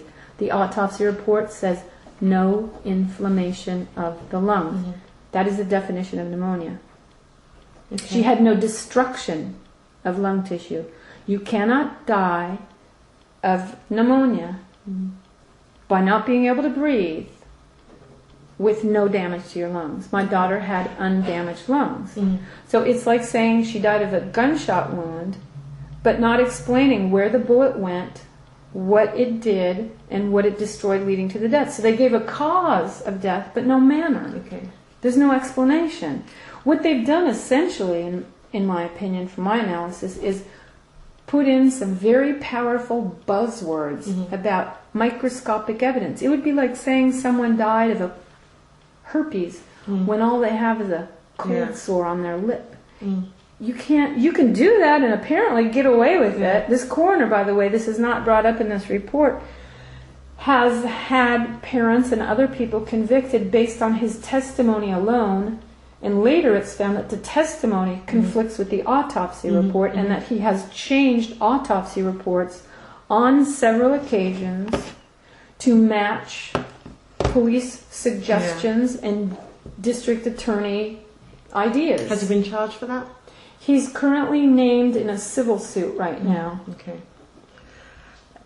He's a defendant in a civil suit in which he changed autopsy reports twice of several dead women presumed to be prostitutes. He changed it the second time, all of their autopsy reports, to match the confession of a man who later turned out to be mentally handicapped. He has an IQ of about 60. The confession turned out to be police fabricated, and this man turned out to be innocent by DNA. So there's no criminal charges against him? The coroner? Yeah. Not yet. Okay. And he hasn't been, what's the word I'm looking for? He hasn't got off the board, the board haven't charged him? No, they haven't exercised what would normally be considered their duty there. I think they've been negligent in their duty to take someone from a job who acts in contrary to public service and their mandated duty, and to be evidence-based. So is it correct that the DCFS investigation is just finished? Is that correct? It finished months and months ago. When did it finish? Back in October of last year. And they sort of spoke to your neighbours? I'm not sure all of what they did. They didn't tell us. We went into their offices having given them 3 negative test results for Charlie, one with each pediatrician and one with an oral swab test that we got ourselves. They met with us and insisted that he take a 4th test, that he would be removed from our home by court order to test if we did not. I had a feeling they were going to go for blood, and so I brought a test kit with us to the appointment. And when our attorney realized that they were going to subject Charlie to further trauma and make him take a 4th test, why, if a test is 100% accurate, do you need 4 in my case, in my son, or my husband? So they tested him as well? Yeah. Oh, no, my husband did it on his own. He did it every time with my son to prevent my son from feeling singled out and traumatized further. No, my husband did 3, all negative, after almost 10 years of unprotected sex. And my son came up negative the 4th time, but interestingly, the Department of Social Services told the Los Angeles Times that they were satisfied my son was negative before the results came back for that 4th test. Because he had 3 tests, yes. But why did they make him do a 4th if they told the newspapers that he was negative before we got the results back from the 4th? So primarily they were just looking for evidence of child abuse, that you're putting your children at risk, or, yes? I don't know what they were looking for. So when did they launch their investigation? In September? Yeah. Okay. Were you scared about that? Were you angry? What was your... I was concerned that they would not be evidence-based. It would be prejudicial. And that you'd lose Charlie? At that point, I wasn't counting on anything being as it should be in this world, but going by rules and justice and reason. To me, it was an open question, and it was very frightening. But knowing that he had tested negative 3 times, I was not afraid in any way or concerned about a 4th test. They really pushed it to the limit, which I thought was unkind given the trauma Charlie had been through, and having tested previously with 2 pediatricians. Why do it again? Yeah. Okay. Why a 4th test? So what do you think Eliza Jane died of? From the best I can tell, she has the hallmark sign of having died of a toxic reaction, a toxic shock. Okay. And you got an alternative autopsy? A pathologist offered to have a look, and he was listed immediately with the pediatrician at the coroner's office the day the autopsy was performed. So as soon as the autopsy report was completed, it went directly to the pediatrician and directly to the pathologist and directly to our attorney. Okay. The pathologist took 3 weeks of almost 24/7 work because he was worried about me. He was afraid that they would try to charge us with neglect or abuse because of who I am. And he had a more, at the time it seemed cynical, but now looking back it seems realistic view of how this would be handled. He noted something that is not even commented on in the autopsy report, that every major organ in her body is swollen with her circulatory fluids. 40% of her circulatory fluids left her circulatory system and went into her organs. That's shock. That's toxic reaction. Her heart was enlarged and surrounded by fluid. Her abdomen, the abdominal cavity enlarged and full of fluids. Her lungs enlarged and full of fluids. Not inflamed. Not inflamed. Every organ in her body was swollen. That's where this supposed science writer clearly doesn't understand science or medicine, because those are two completely different things. You can drown and have lungs full of fluid, but that doesn't give you pneumonia. Pneumonia is defined by different criteria. It's going to be that's another 5-10 minutes. So you feel vindicated then? God, no. I feel frustrated. I feel acted upon with prejudice. I feel that there's been a lot of malicious comment and action. I feel that the rules of science, medicine, reason, and even simple courtesy have been utterly abandoned in this case. Okay. Is it true, according to Elle, that you were so racked with worry that you got like cold sores and started to get really ill, missed a period? No, I have missed periods, but for every woman out there who would like to know this, natural products have restored my regular menstrual cycle. I've had no cold sores. I had what she puts as a excruciating mouth abscess. I had a root canal go bad over a weekend when I couldn't get in touch with my dentist. That's what I had. Where would you think she got that notion from? The way she gets all of her notions about everything that's made up in this article. I don't know. It's an exaggeration based on a grain of truth that she then magnifies into something spectacular for the sake of drama. So you're going to continue with your work with Alive and Well? Yeah. And you have no fears about Charlie's health? Charlie, I have the same fears and worries as every parent. All I ever wanted and want was a healthy, happy family. We safeguard Charlie in every way we can with good food, good company, good, everything. I mean, I love that boy with all my heart. Every day a parent has a certain amount of fears. The unknown, the life. I mean, life is full of things that you cannot control. So it's not like I sing my way through life. No. I'm a concerned and vigilant parent. But I let him go skateboarding and walk up the street to his friend's house and have sleepovers and eat the occasional piece of candy. So very quickly, my last was 3 questions, because I was looking into online, and I just want to, as you said, go through the science of it. One of the things that you said, which I found was quite,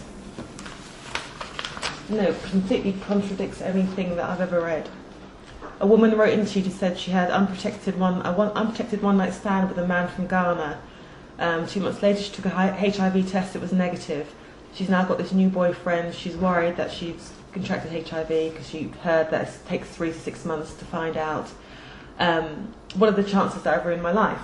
And according to your website, you wrote back to her and said it's hard to get HIV because of one. I said, officially speaking, the probability of becoming HIV positive as a result of a one-time heterosexual encounter with someone outside an official AIDS risk group is less than that of being struck by lightning. That's a quote from a magazine article and also the scientific literature. It's called the Padian studies. That's not something I made up. That's not my query, though. My query is, you say the CDC does not place people of African origin in an AIDS risk group. In the United States of America. Oh, okay.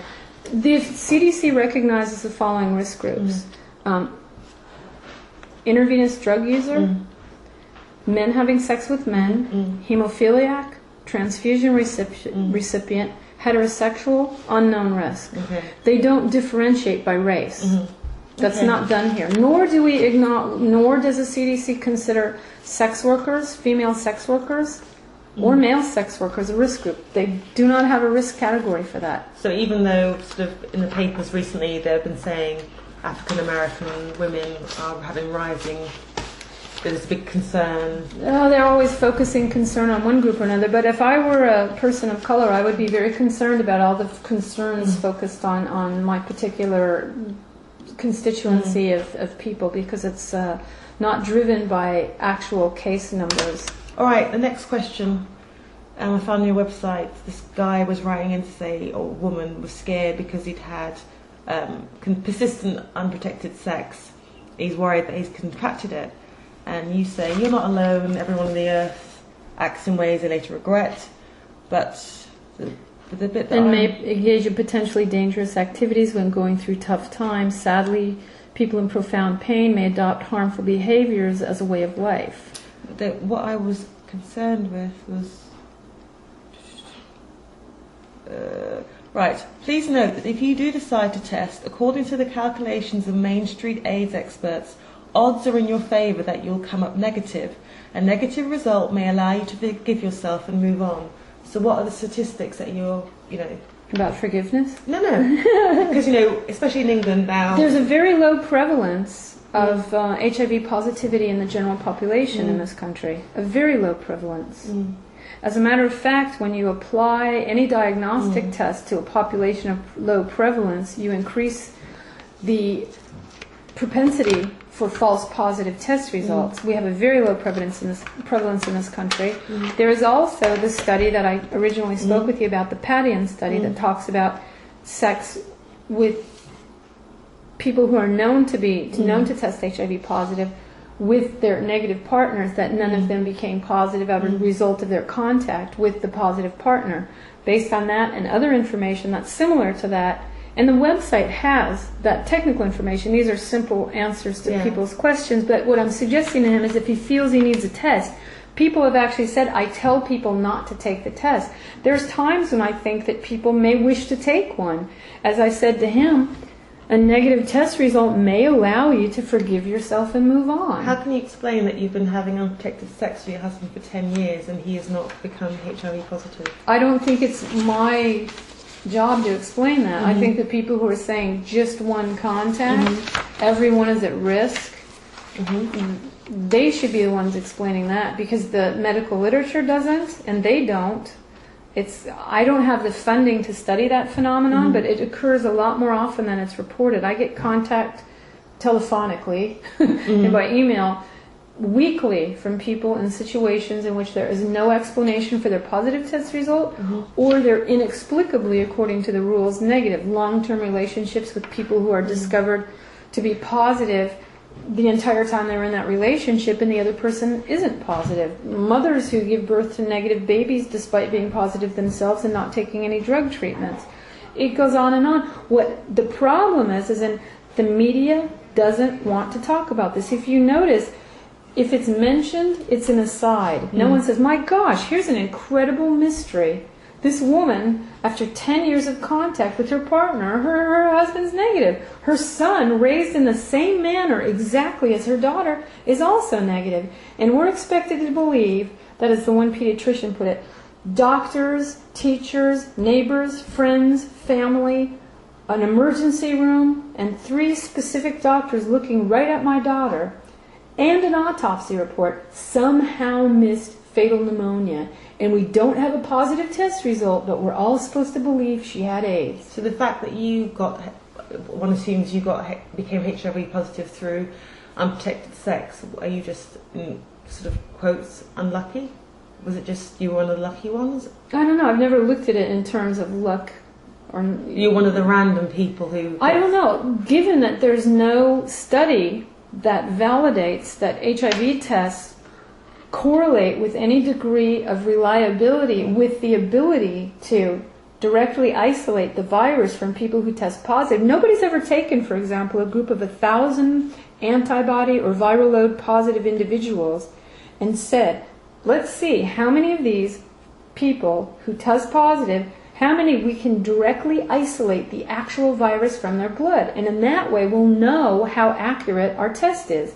Right now, test accuracy is based on assumptions and estimates, not on actual testing, not on actual validation study. No one has ever done that. They've never seen if out of 1,000 antibody or viral load positives, 1,000 people have the virus that can be directly isolated from their blood. So we don't know how often the test is right. We don't know what the test is testing for. It was patented using non-specific proteins, because it was patented based on a non-isolate of HIV. And if you look at the very newest test kits, they reference 1984, the non-isolate of Robert Gallo, Dr. Robert Gallo, that paper is used to gauge the test's use of certain proteins and genetic information, RNA and DNA, which is non-specific. So it's, they can't think of anything else, so they say it's HIV. Well, they can think of other things. They have all the technology at hand to validate these tests. They have all the technology at hand. I think one of the questions is, besides, why does my husband test negative, why does my son test negative, is why don't they do a validation study? The test has been available since 1985. Why is there no validation study? Okay, the other questions, my final question on the questions that have been asked you. The final question on the question? Yeah, because I'm going to ask you a very final one in a minute. Okay. Should there be a drum roll when you do? No. There was a guy who wrote to you say that he has a normal heterosexual life. He has this nagging fear that he may contract AIDS and die of it. You say in your response to him, but back to your concerns, according to a New York Times article from 1988, a time when fears of massive epidemic were running really high and more Americans were estimated to be positive than today, the chances of getting the virus through sexual intercourse were calculated at 1 in 5 billion if a condom is used with a low-risk partner. That's from the New York Times. Okay, they could be wrong.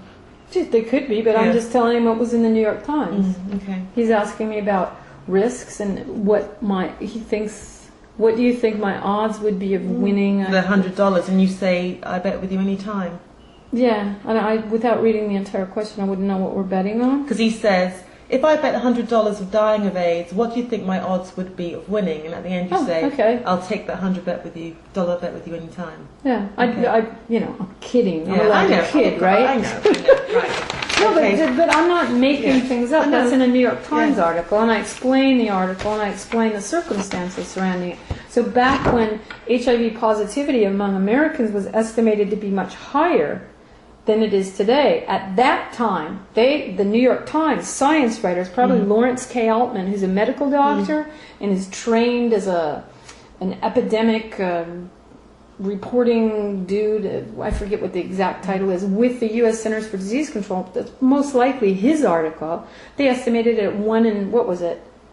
15 or 5 billion. 5 billion. Yeah. So that's their information. Okay. That's what this writer and the critics don't seem to want to acknowledge. Again, here I have to ask who's in denial. My website, my book, my work is all based on stuff coming from the medical literature, peer-reviewed medical literature, publications like the New York Times, the U.S. Centers for Disease Control reports, the World Health Organization, UN/AIDS. I'm not inventing things. This is not a philosophy. It's not a belief system. I will personally track you down and do something, I don't know, key your car if the article has a title like The Believer. This is not about belief and denial and faith and lack thereof or ignorance. This is about critical thinking. The only thing that I believe is in a person's right to engage in critical thinking and informed decision making about their own life and health. Do you think you'll get AIDS? Do you think you'll develop AIDS? There is no way that I can die of anything except AIDS because I've tested HIV positive. No matter what happens to me, if I'm hit by a meteor, my death will go in the AIDS category. Because if you look in the U.S. Centers for Disease Control report where it lists deaths in people with AIDS, you don't have to die of AIDS to go in that category. Okay. So once you test positive, that's it. You can't die of anything else. They'll call it AIDS-related AIDS complications if it's so far removed from the constellation of illnesses that are called AIDS. Like right now, the leading cause of death in HIV-positive Americans is organ failure from the drug therapies.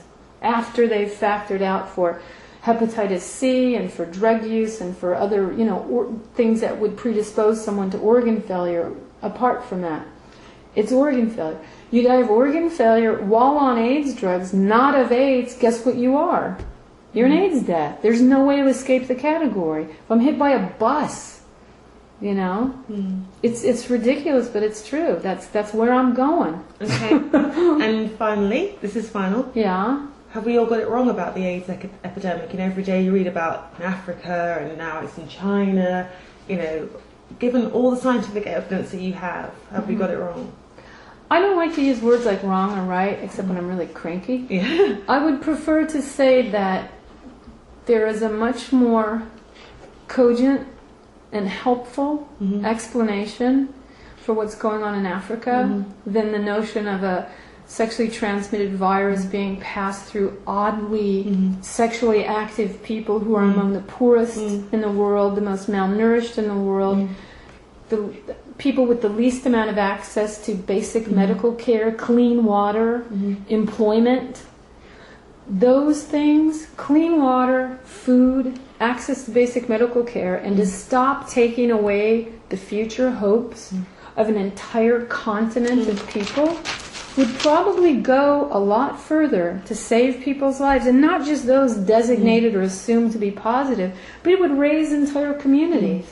One activist effort that I really admire is Angelina Jolie and the Millennium Project that she works on with Dr. Jeffrey Sachs, where they go into Africa. Recently I read about Malawi, where people are starving to death, and they've just decided they're going to go around and HIV test them all on non-specific, capricious, lower than standards we would use here in the United States to declare a positive HIV test. These people need food. They've even said to Peter Piot, the head of the UNAIDS efforts, you know what we want? Do we want condoms? Do we want education? Do we want drugs? No, we want food. We want food.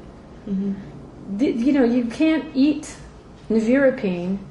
Condoms don't clean your drinking water. Sex education classes don't get you a job and stabilize your political economics situation. You know, there's intermittent electricity in Uganda. People make houses out of dung.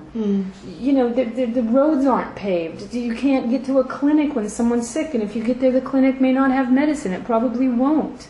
Those are the challenges, and to reduce the challenges to this simplistic notion of just give them drugs, just put condoms on those crazy screwing Africans. I mean, that's what we're saying. We're saying that you people on this continent are having sex in ways that no other people in no other part of the world manage to have sex.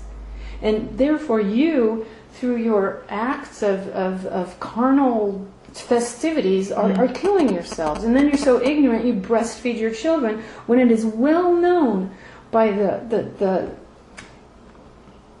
World Health Organization that breastfeeding a baby for even 6 months is in the developing areas of the world the only thing that often stands between life and death. And we're in there telling people in developing areas of the world, don't breastfeed. On the off chance you might be positive, don't breastfeed. Okay. Well, thank you very much, Christine.